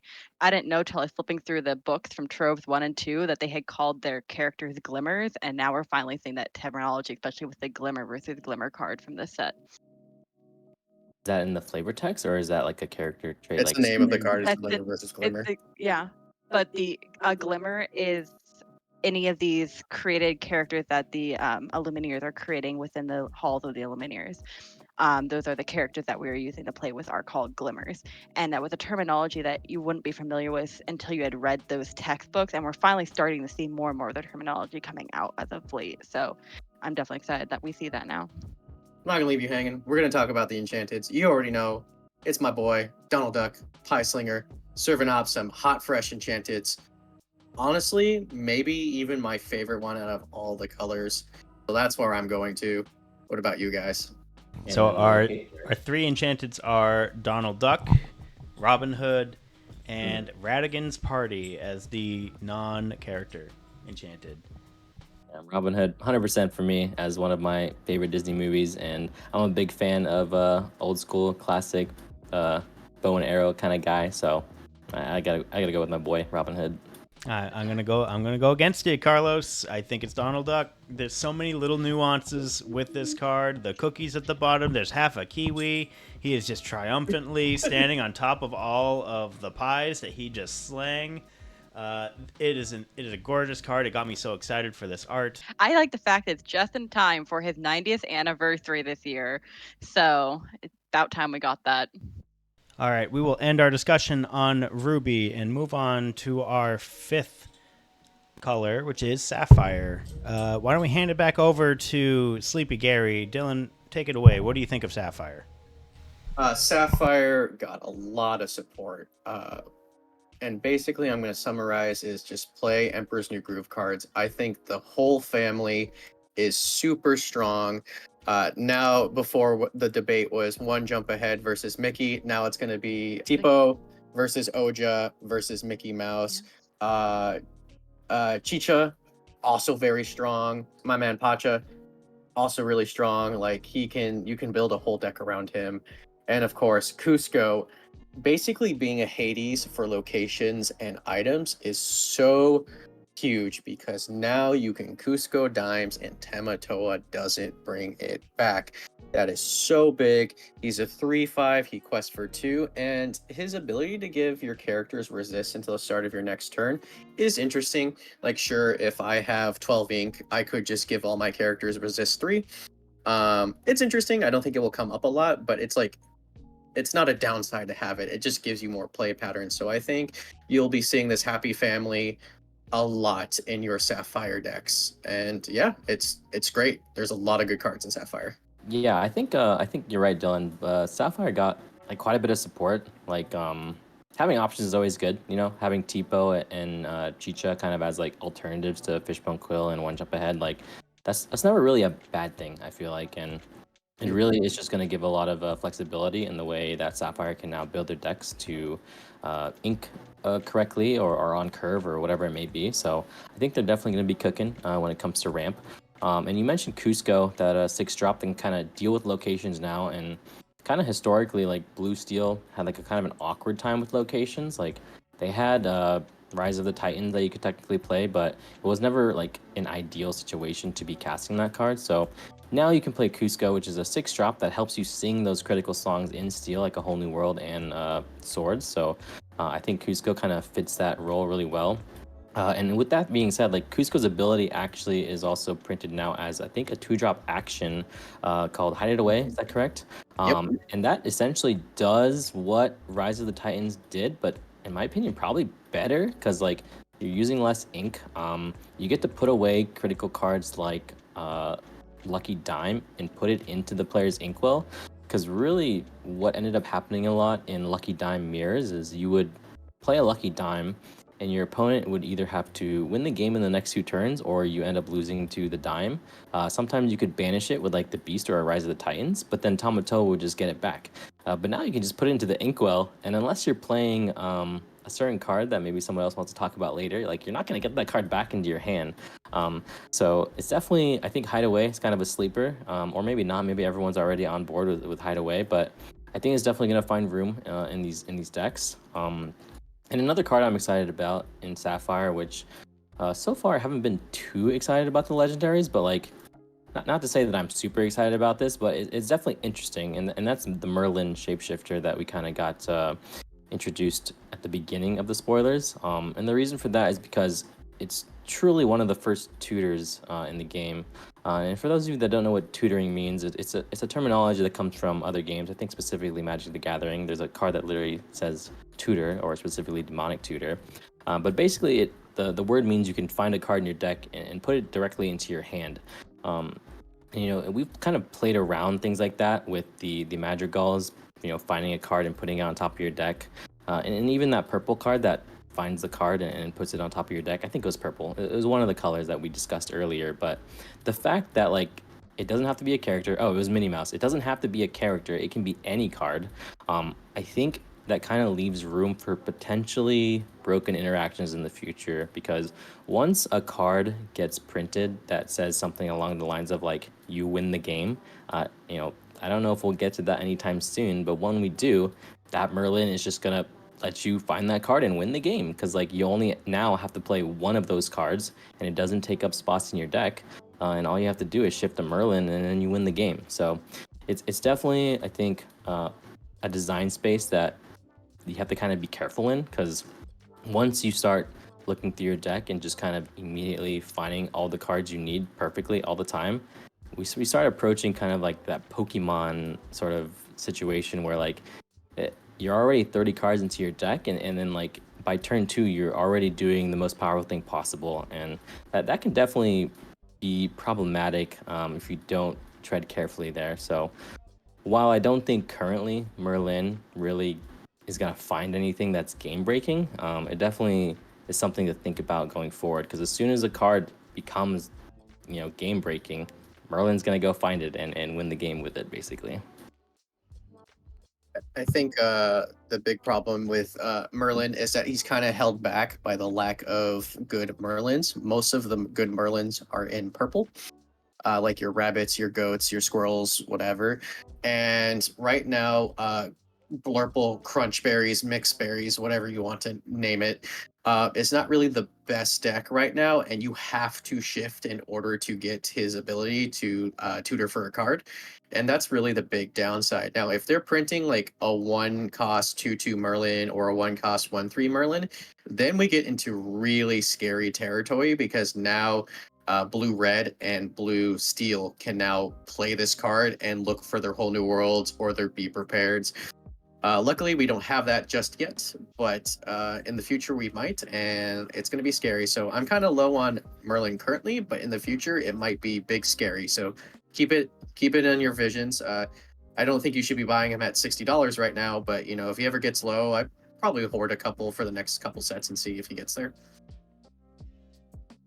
I personally am not a big Sapphire player. I have not really too much attempted to try and play decks with it, just because it's such a long mechanic to learn, because you're just that one turn is going to take you forever, and it's a lot of thinking process, and I like to just get my stuff going and just be done. This time around, I might actually try it with that new Mufasa card that we've actually seen come out. It's a 8-drop legendary. Big problem being that it's uninkable, but the fact that you were able to grab things out of your inkwell, 2 cards, and put them in your hand is great. So if you're stuck at the beginning of your match and you've had to ink things you didn't really want to ink, then you can then get it back at that point. Is it going to diminish your inkwell? Yes, but with blue, as we've seen in the past, that's not that big of an issue. It goes on for days. But the fact that when you quest with this character, you can ready all the cards in your inkwell, and then once again play more things on top of all that, definitely gives you a large, what's a good word to put it, army on your field that you could easily unload. So I'm definitely excited to see that. Interesting card that we're also seeing dropped within this set too is that new 5-drop Donald Duck inkable. Basically, it's Mickey Mouse. Do you want inkable 5, or do you want to do this at turn 3 with uninkable? That's really all you're arguing over. That, and I think 2 lore, because this quest for 2 and the other one quest for 1, if I believe. So definitely some change there. I think I would prefer inkable over uninkable. And the other card that, I mean, I kind of like it, probably around a 2, maybe sneaks into the 3 range, depending on how you play it. It's going to be that Merlin's Carpet Bag. Sure, you have to pay 1 extra ink, but with a blue deck, as I've seen people play, ink is not something you're short on anyways. But you can return an item card from your discard to your hand. So if you're just sitting here popping popsicles all day, you can just keep getting them back for 1 ink. Woohoo. So, I mean, I think it's not going to be that bad of an item just to have at least 1 or 2 of in the deck. I just want to, before we move on to anything we missed, I want to talk about Mufasa, because I have mixed feelings about him. I'm just worried in the scenarios where you're a blue player, you slam down Mufasa, you return 2 random cards from your inkwell to your hand, you pass turn, and then your opponent's like, be king undisputed. So now you've just set back yourself 2 ink, and you've lost our horrible leader, who shouldn't have been king in the first place. So I'm kind of, I know, like, you know, dying to removal is kind of a bad argument. Unless that removal's Medusa, then it's a good argument.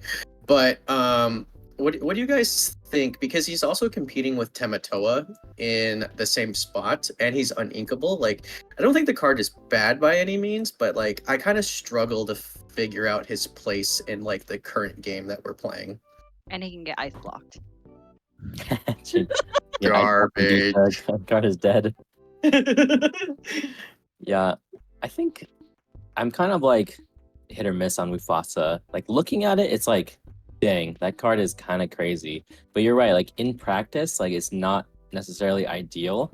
So it's gonna be one of those cards where if you play around the scenario correctly, or like you know for a fact that like your opponent can't deal with it in an efficient way, like being undisputed, like it's gonna close out the game very quickly. I mean, Quest for 4, that's nothing to laugh at. It does cost 8, but you know, like Talia was saying, blue, you know, definitely has a good amount of ink usually throughout the game. And in the matches where it's not very good, you can just put it into your inkwell with Fishbone Quill or Tipo or whatever it may be, right? So I think when it comes to inkable or non-inkable, you know, blue has a little bit of leeway there. But I don't think it's like a 4 of, maybe not even a 3 of, maybe not even a 2 of, to be honest. Like, but like you can put one into your deck, and then in those situations where like, okay, maybe it's time to play out Mufasa, like he's gonna rock the boat, honestly, if you will. And like if you untap with this card, like your next turn is just gonna be such a huge tempo advantage that I don't think it's gonna matter like what you do at that point. But you do have to kind of play around what your opponent can do, because you're right. If you just play this card and it gets taken out, well, you're just big sad because you just basically time walked yourself a couple turns. Is it possible that in the future we could probably see an aggro deck come out of blue with that one big hitter that you would have, kind of like we have Trinobog with some aggro decks? Is this something we could possibly see ramping up with all that ink, getting a bunch of small things out there, and then playing another card like this to get an even bigger army onto that board?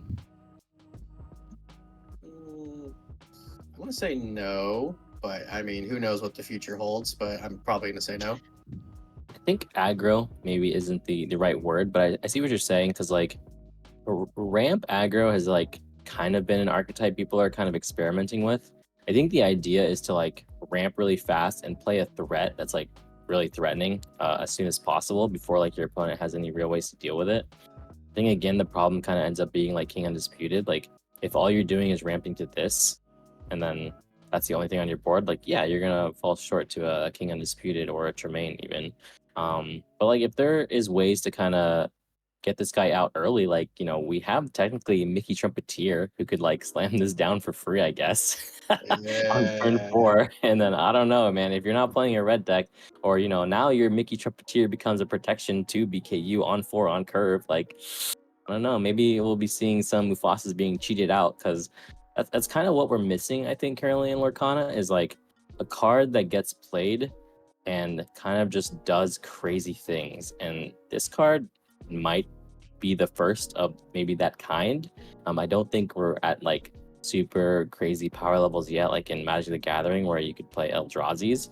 But like, you know, we're approaching that territory, I think. And, you know, I would love to see this card kind of get brewed into some sort of deck, and just, I want to get Mufasa, honestly. I want to see it happen.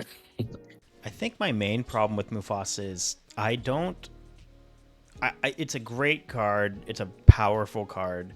I don't see a deck where the theme of the deck makes sense for his effect. Like, let's say you try to ramp into Mufasa, right? And you just play a bunch of cards that just get you a bunch of ink. Well, cool. If you return 2 of those cards, then you're getting 2 cards that basically just try to also ramp. And if you just like, his second effect is just going to untap everything, but that's cool. But what cards are you playing that kind of play into that? Like, what are you hunting for? Like, if Mufasa was the end goal, like, what card is trying to be your finish, or what card is trying to change your current game plan? So I don't see what that deck looks like. And then if we go to the other side, which is like the kind of typical way, like the red blue or the blue steel that's going on, like, sure, you might get into, you know, like your red, like your dragons or your Sisus or any of that. That's cool, but it's actively competing with those other characters in terms of ink slot, and it's uninkable, which also makes it difficult to like slot in. Like I think Red Blue already plays 20 plus uninkables as it is. Like, does Mufasa actually fit? My idea behind this is that drawing cards always seems like a fundamentally good idea, but it depends on what it is that you're trying to draw. Like, if you're just going to draw like a bunch of 1-drops, well, that doesn't help anything. And in Mufasa's case, if you're just going to get a bunch of cards that ramp, well, what does all that ramping do? Like, what are you trying to accomplish? Is there any other cards you think we're missing, Andrew, that you're particularly interested both competitively or just casually? I think the blue card I'm most excited about was the Pacha, because like like you were saying, Dylan, it's a card that has its own deck that could be revolved around like a location item deck and just keep going, and Pacha just keep him on the board, and you're just going to gain lore. Uninteractable lore, I'm all for it. Which leads me to my other card that I think is probably stronger than what I think, and that's probably Sapphire Chromacon. It's the 4-drop item that comes into play exerted, but to exert it and pay 2, you banish one of your items and you just get 2 lore. So you combine that card with like the Triton that comes in, and if you exert him, if you banish an item, you get 3 lore. If you just do all these item cyclings and do uninteractable lore, well, is that a deck? And maybe Blue can pull it off now. I think that's what gave elements of the GOAT bounce strategy a lot of strength. Now, they also had the benefit of drawing. I don't know how much drawing this deck, like an item deck, would do, other than just your popsicles and good old reliable Hiram. But there's a lot of sources of uninteractable lore in this deck. And I'm even leaving out another item, and that's Medal of Heroes, which can make your Hiram quest for 3, and then you draw 2 if you banish like a popsicle. Like, there's a lot of potential here of just uninteractable lore that you can't do anything about other than just play a ton of item destruction, which it's such a niche card to put into your deck, like on a high volume, to where I don't know if it's worth it. I mean, it's definitely one of those cards that like has potential to like go infinite kind of thing, right? I don't think we have it yet. I mean, there's like Audrey that can like ready your item, I guess, and then you could do the effect again. And last set we got that one card. Maybe you talked about it already, but it also banishes an item and you gain lore off of it. Although you can banish your opponents as well, so it's a little bit flexible in that regard. But like, there have been some item storm decks that were kind of floating around early on in the sets where you play like a Murray's Workshop, and then you just play a ton of items, and then your Tamatoa is the thing that kind of goes infinite, and you win from there. But, I mean, if there is a way to, like with Bell's Workshop, all those cheap little items get played for free, and then if we can ready the Chromacon and then just kind of use our 6 ink that we have to gain, 6 lore on a single turn, then there might be something there. You're right, so... it's definitely something to think about. I think there's a lot of potential for cards to be broken going forward, and they have to be careful with what they print, and I think they are, considering Bucky got banned, so I think they have an idea of what's happening, but we'll have to see. You've disappointed me. How could you forget All-Star staple Ariel, Who's It Collector? That whenever you play an item, you ready this character. You can give her the medal. She quests for 3. You give her another medal. She quests for 6, and she goes. I'm newer to TCG world. There is one card that showed up in this set that I definitely know for a lot of newer people, as I've seen through the Facebook groups, threw people for a loop. That was that 1-drop Merlin's Cottage, where you're playing with the top card of your deck face up. In which way? How does this do anything for the game? A lot of people are hyped because of the Bruno, where you get to name a card, and then if you named it correctly, you gain lore. So that's what like most of the hype is, or like the hat also gains an ability where if you name a card, right, you draw it or something like that, right? Yeah. So it's really just that. I mean, it sounds fun for like a locals and stuff, where you're just like, I always know what the top card is because I have mystic powers. I'm friends with a wizard. Here's his house. Exactly. I visit often. Yeah, Cottage is definitely one of those cards where I don't think it's game changing in itself, but like the effect is like potentially powerful. And there have been cards like that in other games where I'm always comparing to other games because they're a good basis for competitive card games in general. But like in Magic the Gathering, there's a card I believe called Corsair Crucifix where it says play with the top card of your deck revealed. And if it is a land card, which in this case we can compare that to being an inkable card, you get to play from the top card of your deck, essentially as like an extension of your hand. So I think that's kind of like the idea is that you play this card as like an extension of like your hats and your Brunos, and then you basically have instant access to them. But we already have that kind of information with like Cauldron and stuff. So the fact that this location doesn't gain any lore either is a little bit of a letdown. I think it would have been fine as a gain one lore and then maybe have a little bit of info on the top of your deck. But I think it's a design space that I'm welcome to them exploring.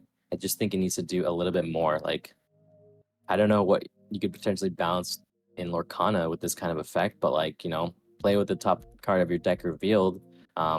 If your card has higher strength than the opponent's character that's being revealed, then maybe you gain a lore or something like that at the start of your turn, So I don't know if that's the correct shell for blue to have higher powered strength characters, but maybe you compare that with red or something, right? And your top card is a Gaston, and I don't know how you're going to beat a Gaston, right? So there are ways that they can kind of continue to explore this space, but right now it's a little bit too simple, I think, and needs too many cards to kind of get going.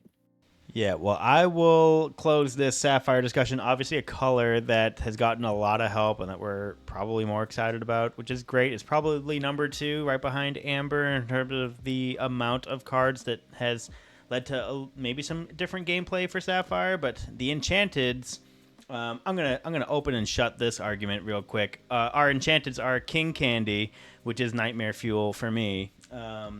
The Royal Tantrum, which is effectively just Prince John just crying there on a stack of money. And of course, the leader of the Lions himself, Mufasa, which is one of the most elegant cards I think I've ever seen. This is probably my personal chase in the set, and that is all I need to say about that. Mufasa, trash leader of the pack, trash card, trash enchanted. No, you know what? For artwork, I really like Royal Tantrum. It's just a very pretty looking card, and you know what? I too wish I could cry on a pile of money. So I'm gonna alter it to have my face on there, and it's gonna be a 10 out of 10 card. Mufasa, terrible card. Throw it in the trash. Yeah, I like the Mufasa card. Definitely elegant. Definitely would be a great gift for a centerpiece for a collection. I do though. I like the little niche cards. I personally love niche cards. That's why I love the crying on the money. Candy King, I want to burn. I want to set it on fire. Scary. It's so scary. It's terrifying. It is a horror movie. Like, I get it. That's the character. That is who he is. There are people who love that card. I am not a horror fan. Burn it. Imagine if his name was Mutton Fudge. At least Mutton Fudge is not a real thing. Thank goodness. I think King Candy's probably on par with like if not better nightmare fuel than Olaf if we had to like really take a look at it. So again, probably 10 out of 10 in terms of mental psychological damage that you can do to your opponent by playing an enchanted King Candy on the board. The other two, I think I'm kind of on board with both of them, but now that I think about it, like thematically, like Royal Tantrum's like pretty good. Like if you think about it, because he's just so good when you think about like the actual movie. It's just Prince John being a little baby with his piles of money. It actually fits so well. But like, it's hard to like not want to have Mufasa as your centerpiece to a lot of collections. Like Talia is saying, he's a good looking lion, What if you get a Naveen? He can serenade Prince John. I think Mufasa would be a good centerpiece in the middle of my trash can. I wouldn't go that far. Not King Candy and then set it on fire. No, I love that enchanted, but we're Scar stands on this channel. Not to go back to Ruby at all, but I am personally just glad that now that you mentioned Miss Mutton Fudge again, that the card Rance's Flugger Butter was not better than just the 4/4. Moving on, everyone. We will go on to our last color, which is steel. Anybody would like to take the lead here and talk to us about steel?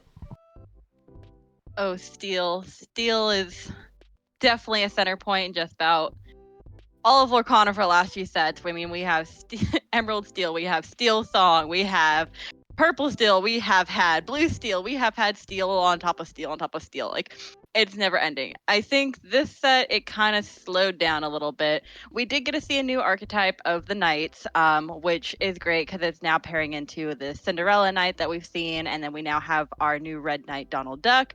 But it's definitely just a smaller archetype that's going to grow. We have the Revenge of the Dwarfs, as we've seen now. They're all now just battled up, ready to go with their armor on. We have a couple more Pete cards that we're adding in this set. And then we have, a little bit of letdown with a couple of the legendaries like Jafar. Can't hit for anything really unless he's challenging. Quest for 2, he's a little bit of a letdown. Arthur, not as bad, but I mean, usability is definitely going to depend on how you use him, when you use him in a deck. Hey, Art of the Year, love a little bodyguard chicken, and he doesn't die to everything, especially if you stick him somewhere where he has a little bit added defense. But yeah, steel all around right now. We didn't get a big boost this time around, which is sad, but we have some good cards. Tug of War, I think, is probably one of the better ones of the set. Probably rating that one around a good solid 4. Hey, just on the art alone will bring him up to a 4 for me. But Jafar is going to sit down under 1 or 2. Yeah, I think you're probably right in general. Steel probably didn't get as much love as the other colors, but with how much steel has gone in the past, I think they're going to still be okay. I think the big letdown for me in general is not necessarily the cards, but the lack of cards. Like, I wanted to see something that dealt 6 damage, or like just another flexible removal option, because Lorcana in general is kind of like low on removal.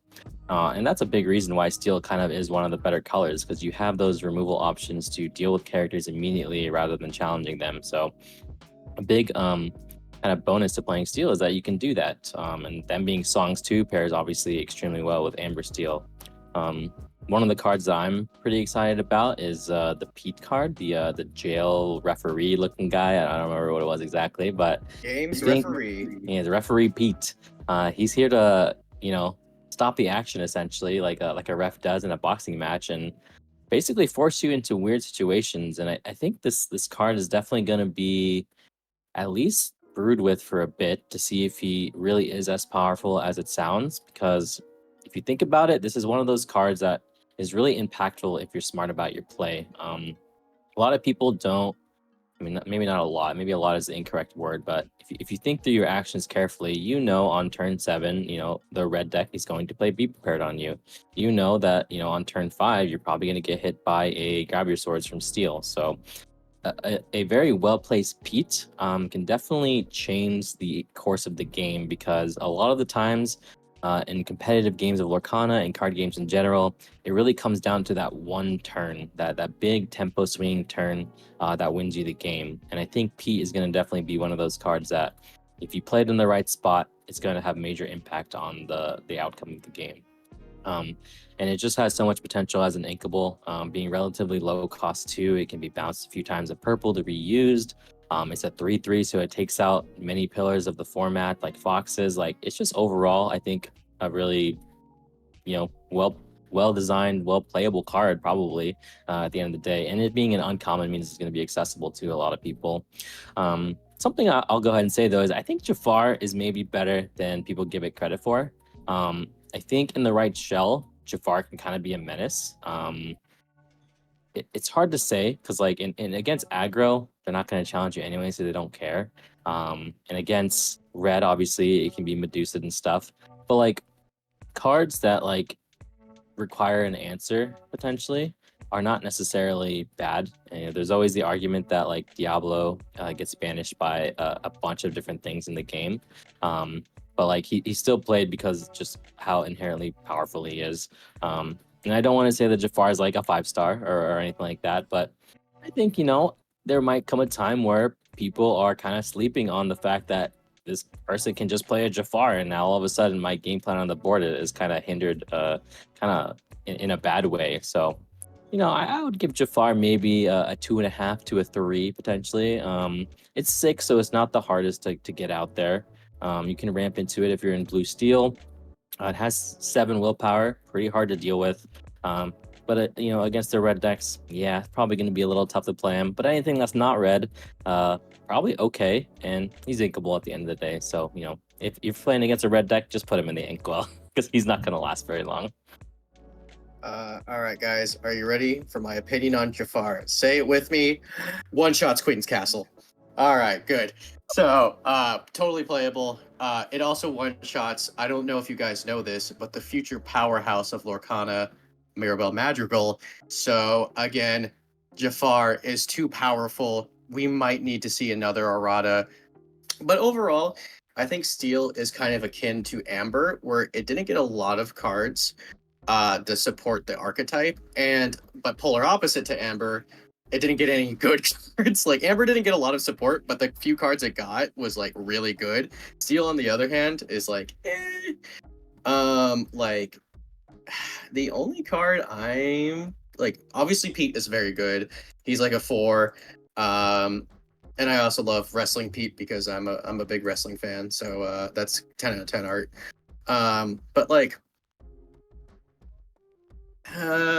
there's not anything I'm really crazy about. I don't know why Namari is a legendary when people have Arthur. So Namari is now Arthur at home.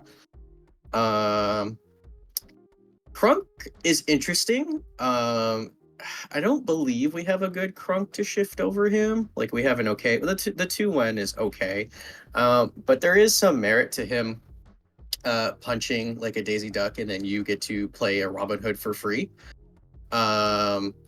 There's definitely some merit to that for sure. I think he's a decent card, but overall, nothing I'm super excited about. I saw some people brewing with the new Simba, son of Mufasa, because he can sing A Whole New World or Grab Your Sword, and he has a Benja-esque effect to blow up an item. I think it's okay, but he is the son of the worst leader we've ever seen, so it's going to be a -5 for me. I actually am kind of curious and like legit want to know your guys' opinions on when will my life begin? That's a mouthful. Because it makes someone not be able to challenge during their next turn, and you draw a card. So like you can sing it, and it only costs 3 and it's inkable. So like I think that card's actually not bad. It replaces itself. And if there's a key turn where you want like to make sure that a Maui doesn't take out your castle or a Tinkerbell to smash and bash you, it's not a bad card. I think it's not a bad card. My immediate first thought with that card was actually with an Ursula, because you're able to stop 2 of your opponent's cards from challenging yourself while getting 2 cards into your hand. So that was where my thought had gone with that card, is using that Emerald Steel. Yes, it's great with song deck being able to sing things like that, but with a song deck, you're already having so much power taking out multiple things at once that with an Emerald Steel being able to at least stop 2 things at once, it's going to be a little better because it's slower trying to get rid of things. Definitely under the radar a little bit. I think the fact that it draws a card kind of makes it like definitely playable in some regard. Like anything that replaces itself is going to be good. And the effect itself is definitely worth noting. Like, because if you sing with your Ursula, like Talia was saying, like you can protect your Ursula by playing this card essentially and drawing 2. So it becomes a friends on the other side plus protection, for your Ursula or something like that. It's hard to say because like in the 3-drop slot, there's a lot of competition for Steel because you have songs such as Let the Storm Rage On, which arguably is way better than this card, obviously uninkable. You have Strength of a Raging Fire, which is another 3-cost song that deals with cards, kind of like how this is dealing with cards. The fact that this draws a card definitely maybe changes some things, but I mean, you also have not a song, but an action like Smash. Like, there's a lot of good 3-drop Steel stuff, I feel like. So, this card, might find a home somewhere. Maybe like a 2 of, because like in the late game, you can argue that this, something like locking down a Maui or a Gaston, is going to be pretty good. So I don't think it's going to replace any of the existing 3-cost songs, but I mean, you put 2 in a deck and yeah, it's going to do stuff probably. It's probably going to be fine. It has your favorite little lizard in it. No, the art's actually really good on this card too. I found the hidden Mickey. Or is it? Is it in the paint? Look right below the ink cost. Nice. I agree with both of you. I think this card is. I think the theme with steel in this set is also similar to my opinions of Emerald, which is like you really have to understand the game state and really have to understand when to activate cards appropriately to make the most out of them. And cards like When Will My Life Begin and Pete Games Referee kind of fit that theme. It's like, okay, well, you can't just play Pete whenever. You got to play it when you know a song might come up, like on turn 7 when they're going to be prepared or something like that. And that takes nuance. Same with When Will My Life Begin. Like, you need to know, like, okay, they're coming from my location. I need to stop this Maui. But other than those, I don't have a ton to say about this deal. I think my card of the set is probably Duck for Cover. 2-cost character, gains resist 1 and evasive. That card, the effect itself is not great. It's a 1 out of 5, but it has Huey, Dewey, and Louie on it, and the card is literally called Duck for Cover. Okay, yeah, that's probably not my card. Pete, the wrestling champ, is probably just because of his ability name. The ability is repeat. That's not good either. Okay, how about the 2-cost Sleepy? It has Bodyguard, so similar to in Amber when Sleepy came into play exerted. This one also comes into play exerted. Steel is just dad joke central, everybody. It just keeps going. I will make mention of the dock. I think this is probably the card that I feel like could have a deck theme around it, and the card I'm thinking about using it with would be something like LeFou. Not that those two specifically have synergy, but more in the sense of if you can find other cards that can just empty from your hand very quickly and build up a quick board state, that's the situation where Doc would shine when you don't have a hand left. So hey, if Doc gets you 2 more cards, then great, that's cool.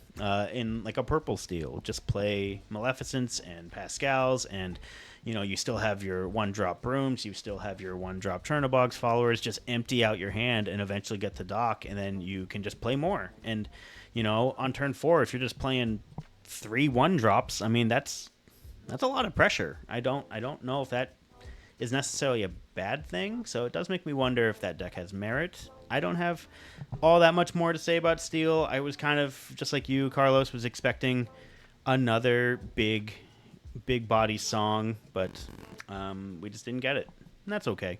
Maybe next set. I mean, we kind of got the opposite of a big body anti-song, so like it's on brand, right? Pete's a large lad, so one thing we didn't touch on was the other legendary too much, which was the Arthur Shifts for 5 uninkable 7-drop Challenger 2, Resist 2, hits for 5 when you're challenging, 3 when you're not, dies at 6, quest for 3. What do you shift it onto? There is an Arthur that's like a 2-ink 2/2 that quests for 2. It's fine. Like, Arthur is fine. The art, sick though. Really cool art. It's better than Amari. It's Amari, so it has that for going for it. It's okay. I mean, it's no Jafar, but it's okay. I mean, I guess you can also shift onto that red Arthur as a bird card.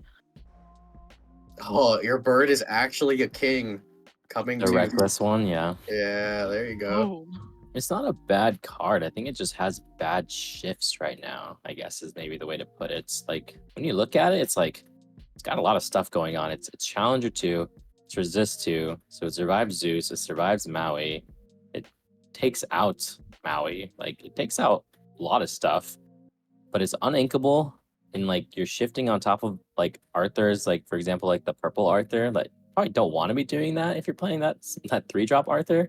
I'm talking about the 3-1, sorry, not the 2-drop one, but like I don't know. Maybe we get some sort of crazy 4-drop Arthur where it sets this up quite well, and then maybe King Arthur can have his time, but he's in a tough spot. I feel like you probably want to be doing other things in Steel around this time of your Inkwell count. So hard to say.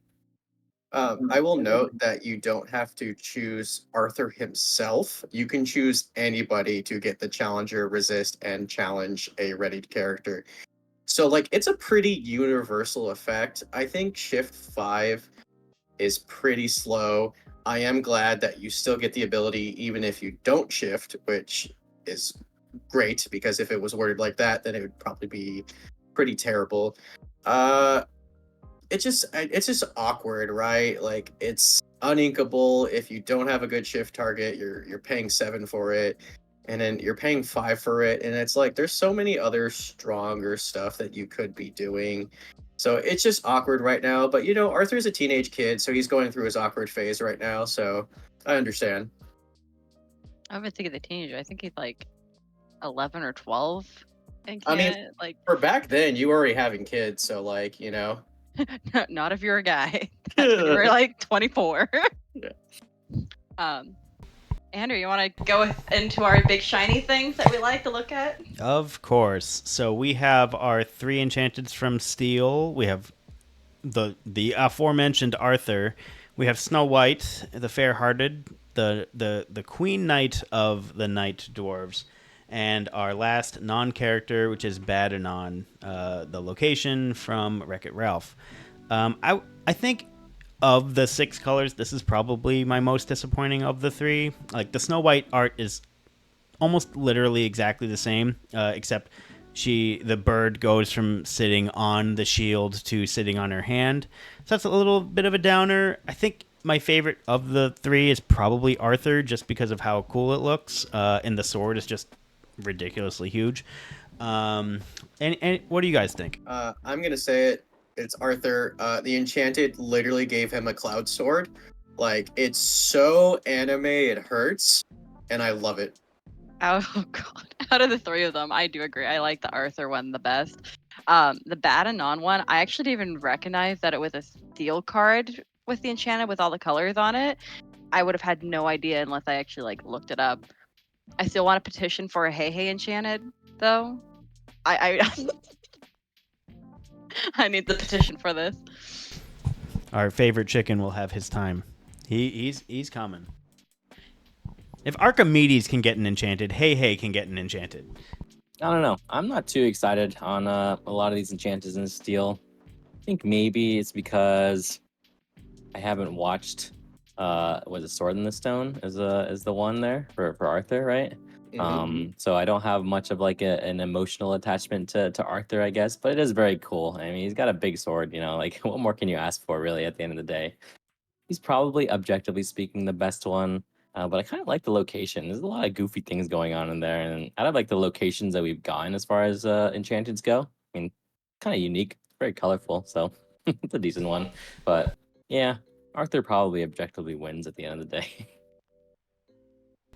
We can only go up from the wall, which was literally just No. a wall. I actually like the wall. I like the quirky cards, okay?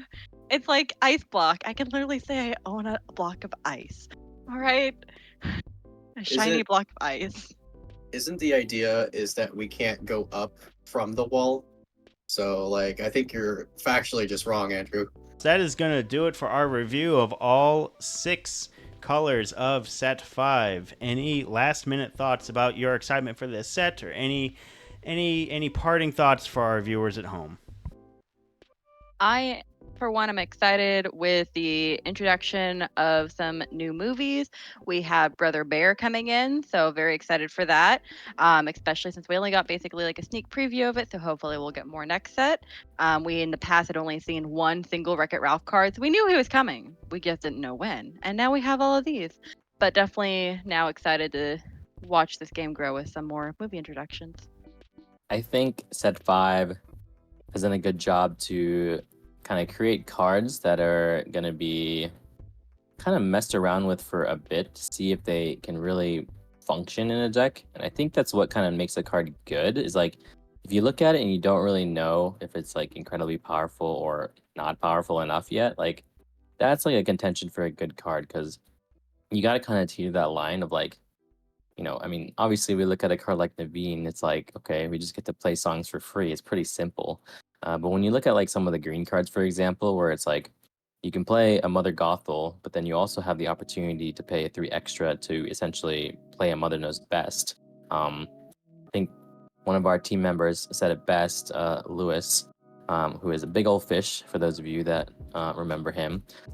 He mentioned that cards that give you options, or aka modal cards, are typically better than they look.